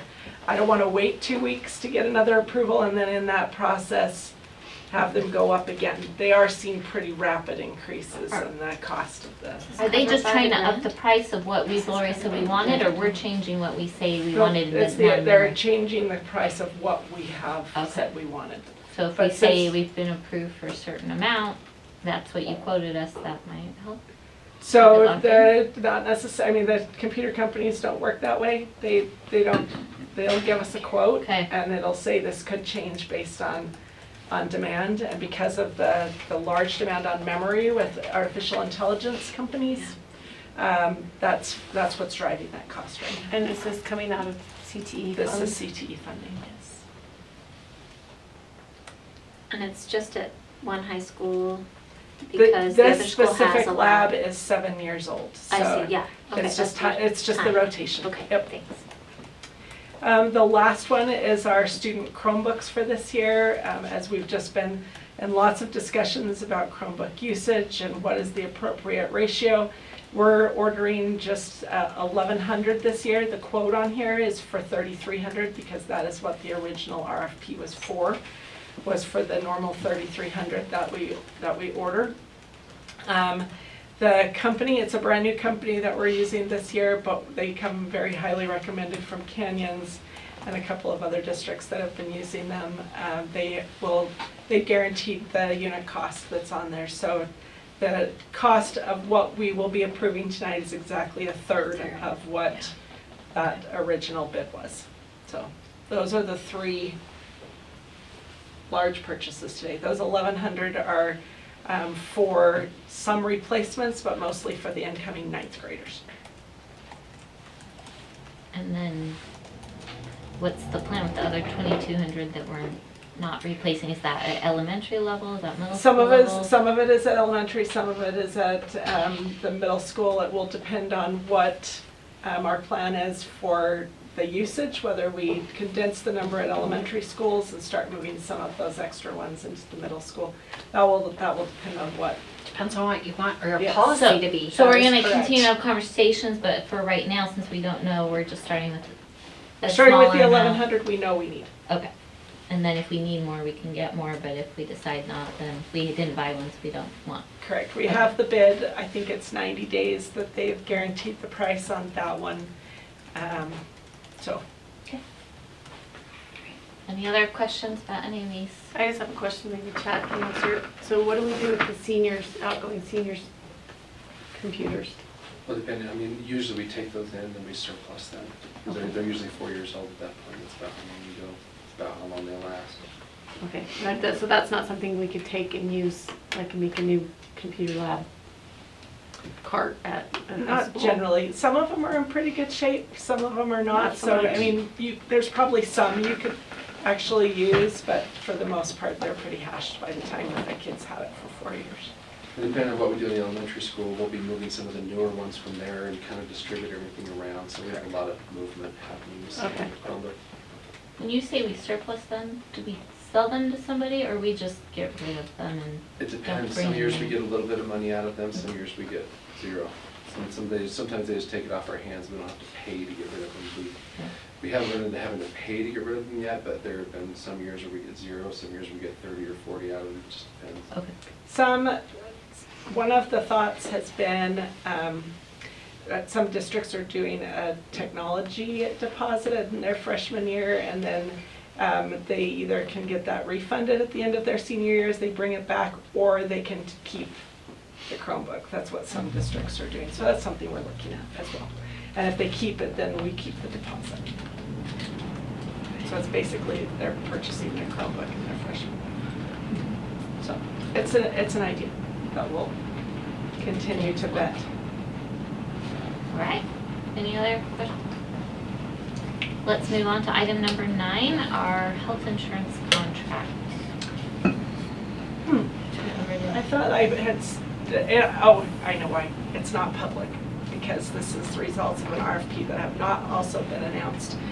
There are documents if you're signed into board books that have the information. So I'm going to give you just a little bit of a high level, and Meg can chime in whenever she wants. So we put together a pretty robust insurance committee for this RFP. We had, Meg was on it, we had a few district principals, both associations, several people from that group. We also, and a few other people that were on there. So we released it with the help of our broker, GBS, and they did quite a bit of work on getting things organized and making sure that we were getting good bids from all of the carriers that had submitted. We separated it into the medical and the pharmacy because there is always an option when you're dealing with this kind of service to break it up to help save more money. Now, that also can create some consternation because you're not only changing, you're now creating two different insurance cards. But we also wanted to make sure that we left that open, because if there was an opportunity for a lot of significant savings and companies were willing to work together, that was something we wanted to explore. So we took them, we decoupled them, but got bids for each company's separate pharmacy. Some of the companies do not separate, some of them do, so just depending on what the needs were. So when you're looking at, if you're looking at the reprice analysis, let me explain what this does. This is taking this last year's claims and basically running it through another provider. So when you're looking at the number of claims there, or the number of providers that were in the original insurance, we had 2,756 providers that were in network, 26 providers that were out of network for the total of 2,782. We turn around and run that through Select Health, which is the provider that our committee, I think it was pretty unanimously, they received the highest score in the RFP process. There's 2,352 of those providers, 430 out of network for the same total. So you can see that that is an 84.54% number of providers. Now most of those providers are hospitals or doctors that are in different networks, but most of them are larger providers. So if you drop down into the next section, where you have the total number of claims, we had 49,345 claims in that 12-month period. 49,182 of those claims for UMR were in network, 163 were out. 46,604 were in network in Select Health, and 2,741 were out of network. And so you can see 94% of the claims that were covered in network would still be covered in the new network. Now there's a plan that we can do that still will allow for out of network, but that is a choice and would be more of a liability on the users, on the members' part. But they still can. It's not rejected out of hand like on some of the networks. So there's also another page that I provided in the, it'll be in the business section, that just has the first page of why we chose them. So when you look at that first page, it's just a 3-line. Yes, that one. It looks like this. It's okay. If you look at the second one that has RFP in the name, that's what you're looking at. So when you're looking at the cost of those claims through UMR this year, it was $18.8 million. This is last year. So when you're looking and asking what the financial impact will be for the next year, that really depends on what claims there are, because since we're self-funded, we're paying as the claims happen. And every year there's something weird. Some years are more catastrophic than others. Last year was one of those catastrophic years. This year actually looks pretty good. But you're looking at $18.8 million on the current. If we were to reprice it based on the current new renewal, it would be 18.7. But if we use Select Health with the claims from the last 12 months, it would be 16.5. So we're looking at just the claims for the last 12 months. It would have been a $2 million savings. So that's a little hard to overlook. And in the surveys that Christy had put out, I want to say there was about 70% of the employees that asked or that wanted to go back to Select Health.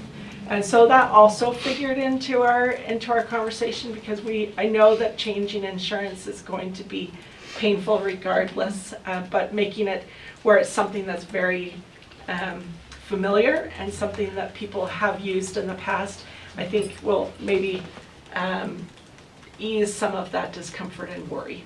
But that is the main reason why we went with Select Health. They had the best pricing. So then on the back end, there was another carrier for pharmacy that had a little bit of a cheaper bottom line of the claims of the last 12 months.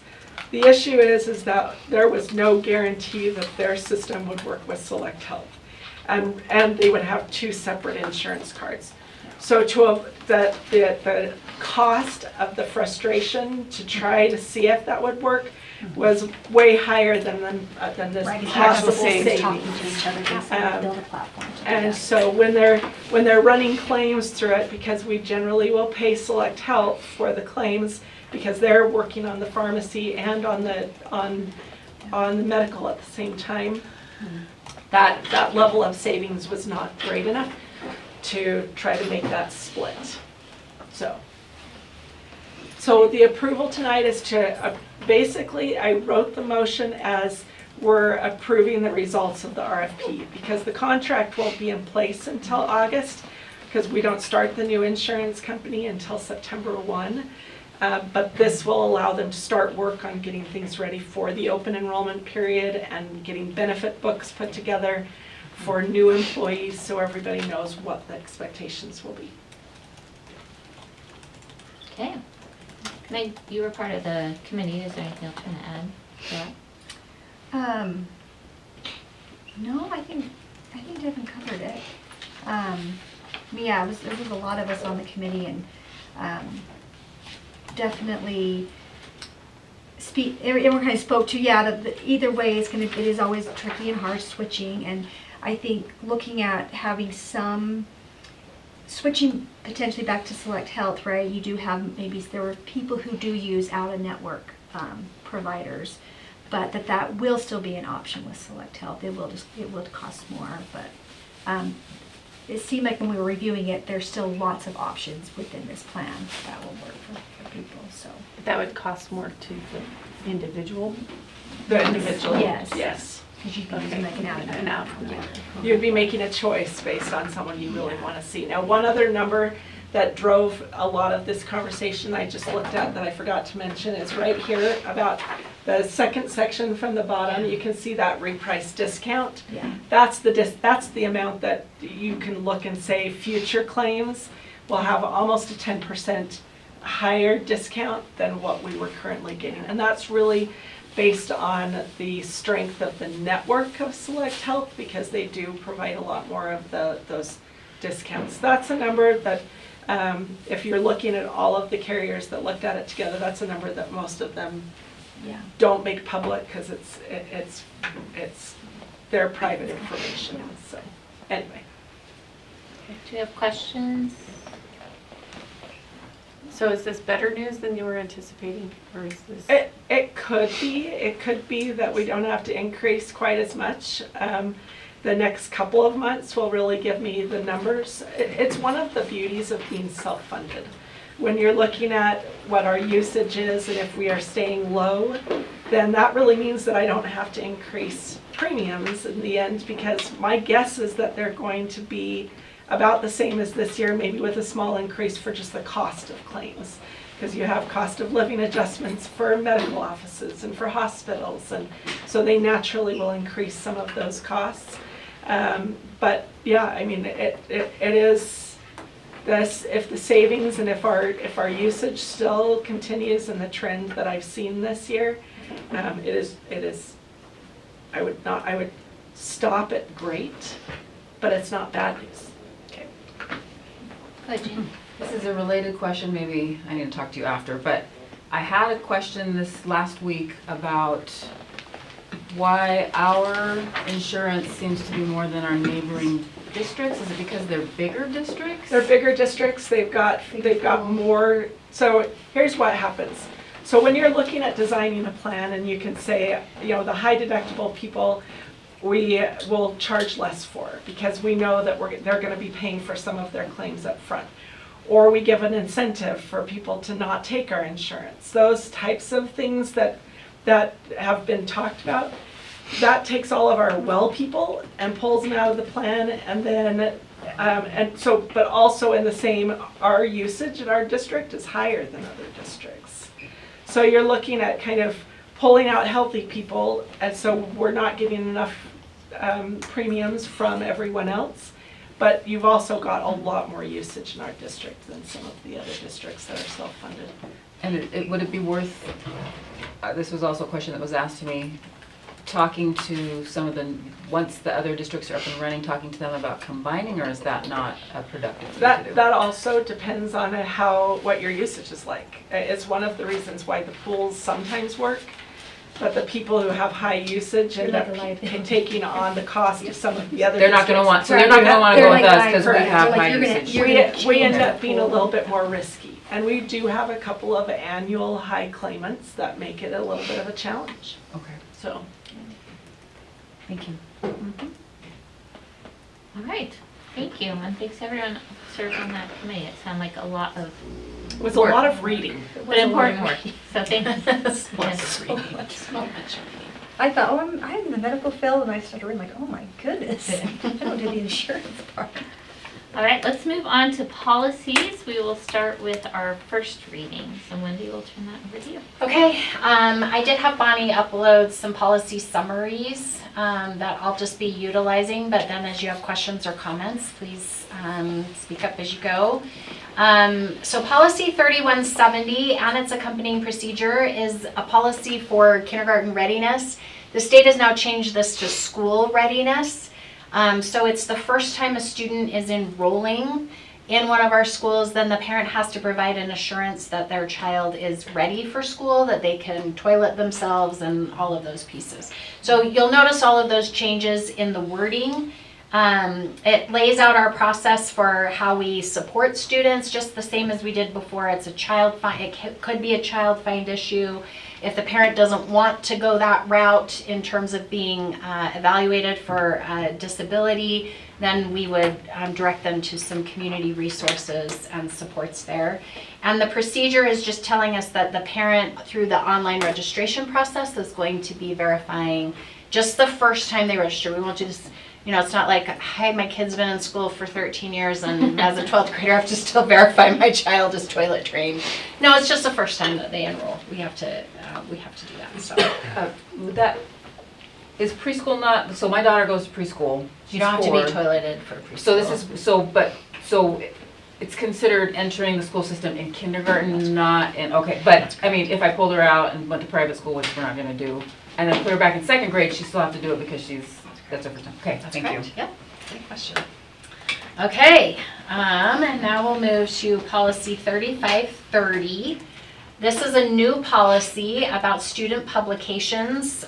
This is part of new state law that went into effect and prior review. So really the overview of it is it outlines the balance between student expression and ensuring that schools maintain an orderly and respectful environment.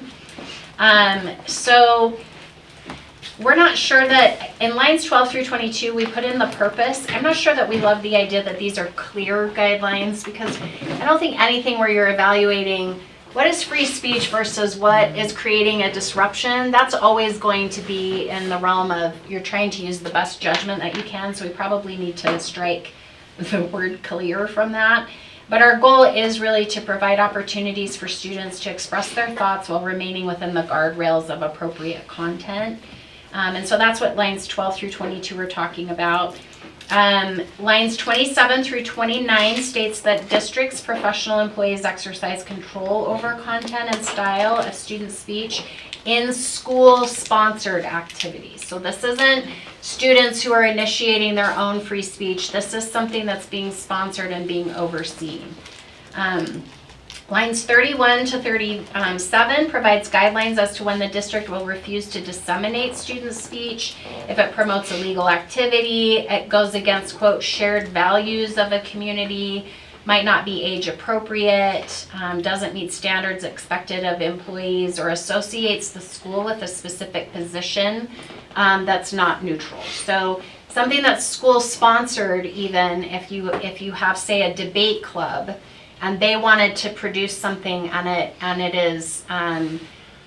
isn't demonstrating that the school, so it's like, you know, Provo High Debate Club favors the Democratic Party or something, like, we would not be allowed to disseminate that because even though that's a school-sponsored activity, that speech does not align with what is in alignment with what we expect of schools. And then we do need to add language in lines 43 to 44 as to how a student lodges a complaint. And so we'll line that out in policy committee. They can go to an advisor, principal, assistant superintendent, superintendent. We just need to have that clearly delineated so they know, who do I appeal to? I don't even know what to do with this. Isn't there another policy about this? There is another policy. We could link that policy Okay. too. Yes, we could. 47, lines 47 to 69 lays out the requirements for non-school materials that you can't include private written communications from one student to another as part, like you couldn't take a student can't take a text message that they receive from another student and then disseminate it across. No, can't do that. Lines 54 to 55 allows that if a material is being distributed, the district can preview it prior to it being distributed, and then it has to be submitted to the principal 3 days prior to the distribution.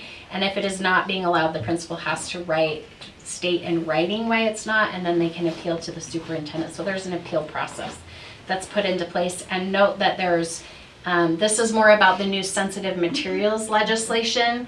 So one of the things that caused this legislation to happen was that when when you had certain districts that were banning books, then the kids were showing up at school and distributing those books to students, and so it allows the school to have some oversight of that. Line 72 starts talking about non-school publications. Materials that are non-school publications must meet specific standards. And that a principal can prohibit publications that criticize board members or school officials only if it disrupts the operations of a school. So it has to be something, they can't just ban it because they believe it will cause a disruption. The Supreme Court has established that threshold's pretty high for establishing that disruption. Anything that promotes lawlessness or disruptive action will likely result and being restricted, and that publications with hate language towards ethnic, racial, or religious groups, that can absolutely be prohibited. The distribution of material can only, like I said, can only be restricted if you can really show that it's going to create this reasonable disruption. Controversial items can still be distributed, and so just keeping that in mind. Any questions about that? I had a question. You bet. Do the secondary schools even have a school newspaper?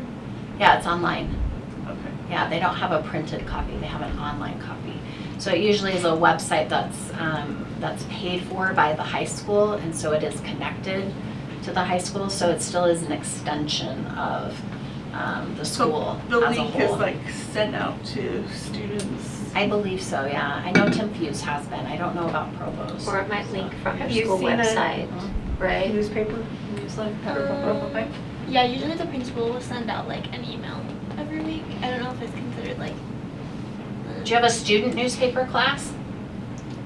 I don't think so. Journalism. I was gonna ask you, Bailey, like, do you have any experience at Provo High with any of these kinds of materials, or, you know, students trying to write something and they get frustrated, they get denied, that they can't publish it, like, have you seen any of that? Not that I've noticed. Okay.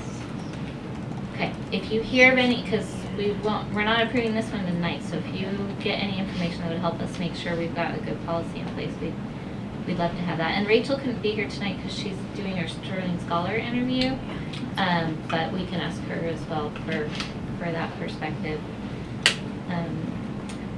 I am curious on line 106 about that hate literature attacking ethnic, religious, racial groups.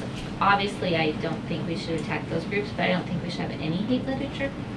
Like, we don't want to attack an individual, we don't want to hate anybody, so I want it more generalized, like we don't like to hate people. No, I think that's awesome. Let's So change it. how We can can we totally change it. rephrase We can that rephrase to, I don't know. So it I don't know includes if that's everything that necessary. we don't hate anything. And maybe take out. Maybe just say we promote language that is civil and. And I don't mean maybe that something to, like that. to mean that you can't disagree with That's something, different. right? But the way you, like, we want to Yeah. teach our students the way you approach disagreements. We have policies around hate speech, et cetera, right? Yeah, So we yeah. can link them there. Yeah, so I don't know if we need to change that I wording, just assumed but that was the protected classes, because it's the same in other Yeah. policy, those are lined out because they're protected classes by the Absolutely. Constitution, I believe. So Gina, are you saying you think we should include them specifically, just? I'm wondering if the state, I'm wondering if the Yeah. state model put that in there because Because of that. it needs to be in there because those are protected which classes. I'm fine with that, but then can we also say, Yeah. or any, right? We don't want to hate the unprotected classes. I don't know that that would be defensible in a court. So I'll have to do some inquiry about that. Okay. Someday society will just try to not hate anybody, right? That would be so great. All right, any other questions or comments on this one? All right. Okay, our next one is very exciting because it is about student clubs, curricular and non-curricular student clubs. And it outlines the basic requirements for this. Line 17, there was a question about whether or not clubs have to meet on campus. Obviously, like if you had a bowling club or something that you're meeting off campus, you always have to have some kind of anchor location. But yes, they can meet off campus. They just need to have an advisor that's present with them if they're affiliated with the school in that way. So we can, I think one of the things that we probably need to do in policy committee is probably add that as just some language to make sure that that's clear. Line 25, there was a question about whether or not LAA constitutes a club, and you had brought up the new Senate bill. 295. Yeah, so the new Senate bill 295, I actually have the governor's office looking into that. That wasn't the intent of the bill, to block it as a class. Okay. Now, as an after-school club, it can. I don't think people were aware that there were actually classes built into the school day that have those identifiers. So that's not a curricular club. So That's not a curricular club. So we need. Is tied to a class. Right? It could be tied to a class if it's co-curricular. So we need to, right now, that isn't in effect, so we're just going that it's still okay. But we may have to come back and revisit that. And we've already been talking about, how do we create a course then that still provides that space? We already let anybody into those classes, so it's not like it's blocking anyone from enrolling in it. But this specific piece of legislation was about you can't have those personal identifiers tied to it, like a gay-straight alliance and different. Gay-straight alliance would be a little bit different because it's not curricular. You're not earning, it's not school-sponsored, so that's a student-led club. Do you want me to read what it says? Yeah. It says, an LEA shall ensure that all students have access to programs providing student success and support without excluding individuals on the basis of an individual's personal identity characteristic. But if you go down to, I think it's lines 405 to 406. No, I just typed this out. I just typed it out. I think it's along those lines. That's where it got confusing to me about is it blocking you from naming the club that. Right. Like you can't have Latinos as part of the name of the club. So anyway, so I have a whole bunch of people looking into that right now. I created a whole stir because I sent an email to all the superintendents. I'm like, has anybody looked at this? And they're like, I had no idea. Why wasn't this on our radar? We would have sent letters. How come nobody? Yeah, because the committee it was in was like the economic. It wasn't even in. It wasn't even in an education. So it was in a strange committee. It was a committee you wouldn't have expected. House Economic Development and Workforce Services Committee is the committee it went through. It did start in the Senate, but it did. I don't know that part was in there originally. I don't. This is substitute 3. Yeah. So it was at the very last hour, from what I understand. That was what I understood as well. At midnight or 11:59. Yeah. Well, I saw these parts out of a few days before the very end. But it was close. But it was after JLC had met anyway. Yeah. I just I didn't see. Yeah. No, it wasn't on. It was. I felt like I was pretty attuned, and I was not on my radar at all. So yeah, that was the third sub edition. Yeah. Yeah, I have read a lot about that legislation today. It's been really great. So, Thank you. so I'll keep figuring that out and just Create make these make sure resources for all of our yeah, students. we'll figure it out. Lines 19 through 23 just talks about equal access. So for example, if you're going to allow as a district any non-curricular clubs, you have to allow all of them. So you can't say we're going to allow a Young Republicans club, but we're not going to allow a Young Democrats club. You can't do that. It has to be equal access. Now, if you don't have a Young Democrats club because there aren't any Young Democrats, that's fine. You just can't forbid that from forming. So the only way that you can block that is if you stick to we only have curricular clubs in Provo City School District, and that hasn't been our stance. We have had these non-curricular clubs. We added in lines 48 to 49 that we do have curricular clubs in the elementary school because we have kindness clubs and different pieces there, and it had the original policy had 7 through 12 only, and so that was problematic, I felt like. And then lines 45 through 51, it's important to note that non-curricular clubs are student initiated. That's what's different between a school sponsored club. Like DECA is a school sponsored club. Gay Straight Alliance would be a student initiated club. And a school district does have the authority, lines 60 to 65, this is in state code, to end this limited forum at any time. You can at any point say we only allow curricular clubs. And then we have the accompanying procedure to talk about how we're forming those clubs. So if you go to the procedure part, it outlines all of the specific pieces for how those clubs are approved and sets them up between curricular clubs and non-curricular clubs. Talks about that it explicitly states that students can create student-led religious clubs. And that no club can encourage delinquent or criminal behavior, so I'm really appreciative of that part. And then lines 51 to 58 has a very specific... No fight club? No fight club, yep, can't do that. 51 to 58 has a very specific definition of human sexuality, so talks about what clubs can talk about even if they're student formed. So, for example, you could not have a youth chapter of Planned Parenthood. That would not be allowed. Let's see. Also, line 75 to 76, if you're allowing these non-curricular clubs, everybody has access to school facilities that are reasonable. I think it is important. I use this example. If you have a croquet club that insists it should play on the football field, that would not trump football. Like, I'm sorry, that's not going to happen. So, all of your school-sponsored activities are going to have first rights to everything, and then you try to find all of the spaces for the student-led organizations. Lines 106 to 109 will have to be changed, as most of our high schools have it, so that clubs are formed by October 15th. The state law states that it has to be formed within 20 days, so we'll just need to let our high schools know that they'll need to change their club applications. I don't think that'll be a big deal. It's in state law. Yeah. So, and then lines 114 through 134, administrators can deny a club or place limitations. Can I just suggest when you say we need to let the schools know about that date.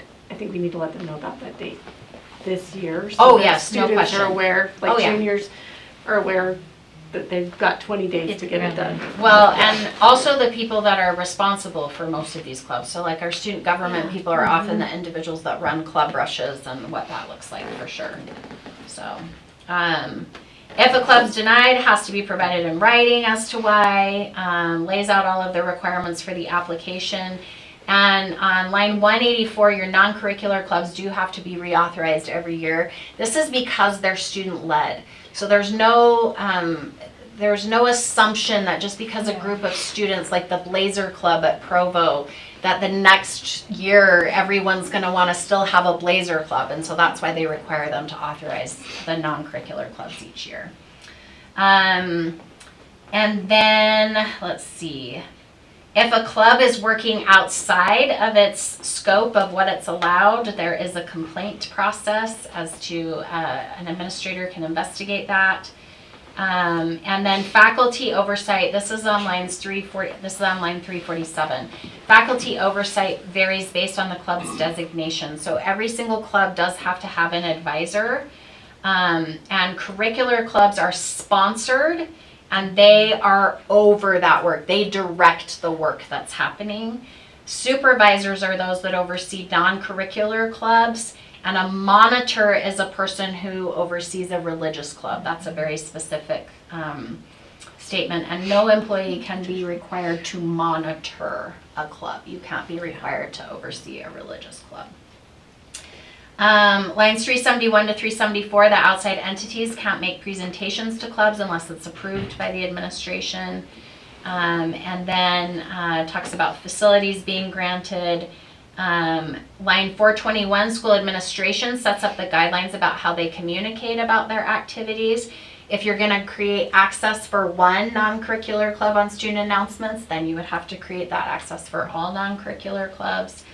And this is really important, line 434, and then there's a whole section about it, about written parental consent must be obtained before students can participate in any I have a club. question. Is that new? Because I do feel like my kids have just gone to club week and signed their names I don't think on a anybody's been bunch of enforcing. It's always been in place when It I was has, an okay. assistant principal, yeah. Okay.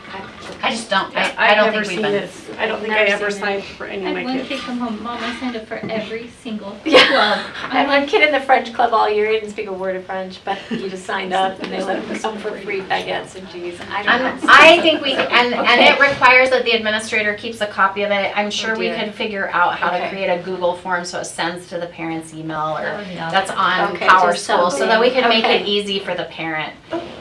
So we can do something like that. And then it outlines the requirements for parental consent. If there's materials that are presented, they have to be presented to Okay, the time out. administrator. Oh, dang Just a it. second. We lost battery. Oh Okay. man, I ran it. I made it tired. That's what Okay, happened. you This is batteries because I wore it out. should just be plugged in. Maybe the plug was not charged. That plug doesn't work. Oh, it's a non-plug There's- plug. I thought they fixed it with the new table. I thought they did too, so we'll talk to chat. All is well. We still Mine have have, YouTube. but is it working? That it's one works. working This now. one worked. No, it's just that end one that works. Just tape over it or something. It's all been taken. We're okay now. It was just a low battery warning. I'd be happy, Bonnie, to give you another summary of this policy. Lucky you. Lucky boy. Let's see.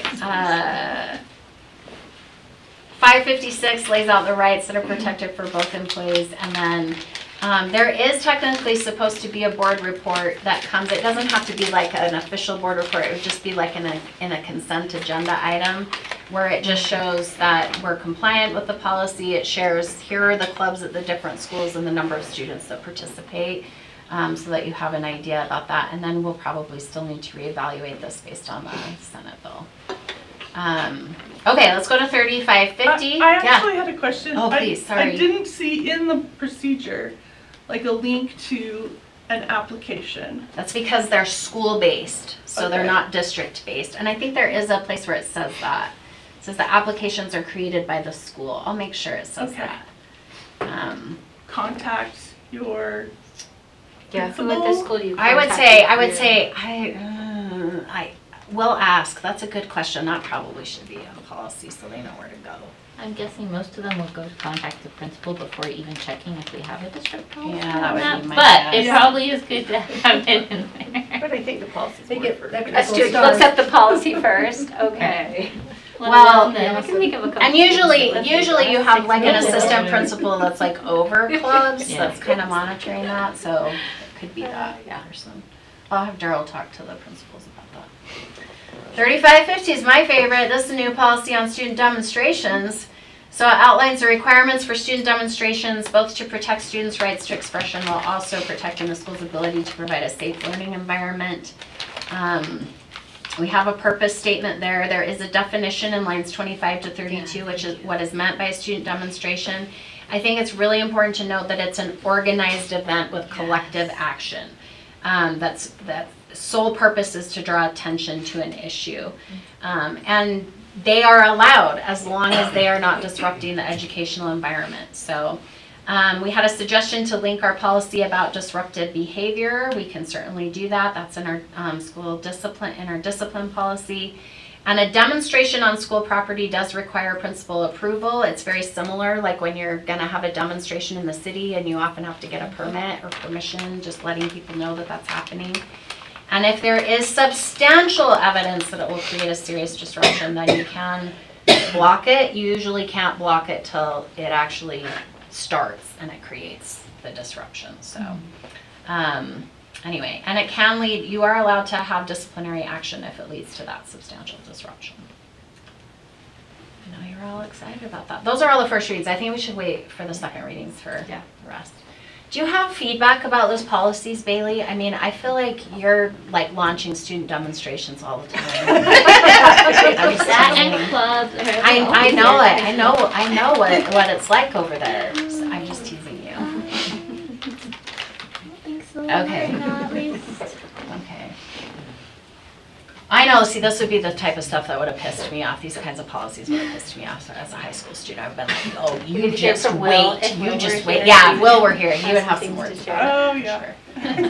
Okay, anyway, first reading's done. Okay, great, thank you. In interest of time, we will save our review of our second readings to the business portion of our business meeting before we vote on those. And let's also save any questions about the consent calendar for that portion of our business meeting. So we'll jump down to item 13. Just draw your attention to the items on our upcoming board calendar. There's no school Monday and Tuesday. Tuesday is a professional development day for our teachers. Next Wednesday, we do have a USBA regional meeting, and it's going to be here at the district office, and we'll have 5 other districts joining us in the ones in our county that will be here with us as well, and they'll feed us dinner as part of that.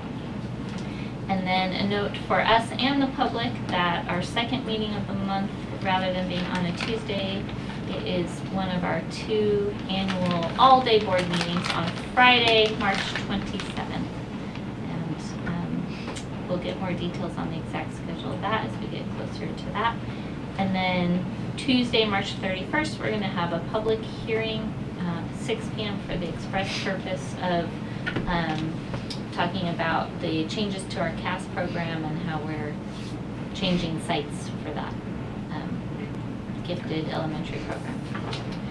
All right, any questions or any other things about our calendar that anyone wanted to mention? I don't have it pulled up. Does it have April 21st in there? It does. Okay, great. 21st is our April board meeting, and then the 28th is 28th, we're going to have a recognition dinner for all of our award winners.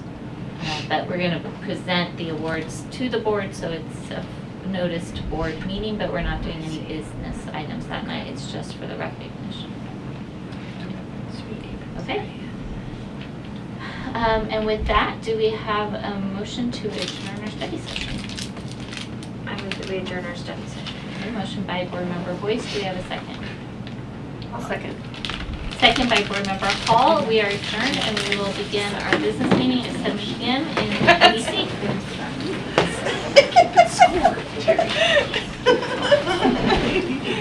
Funny. I have a question for you on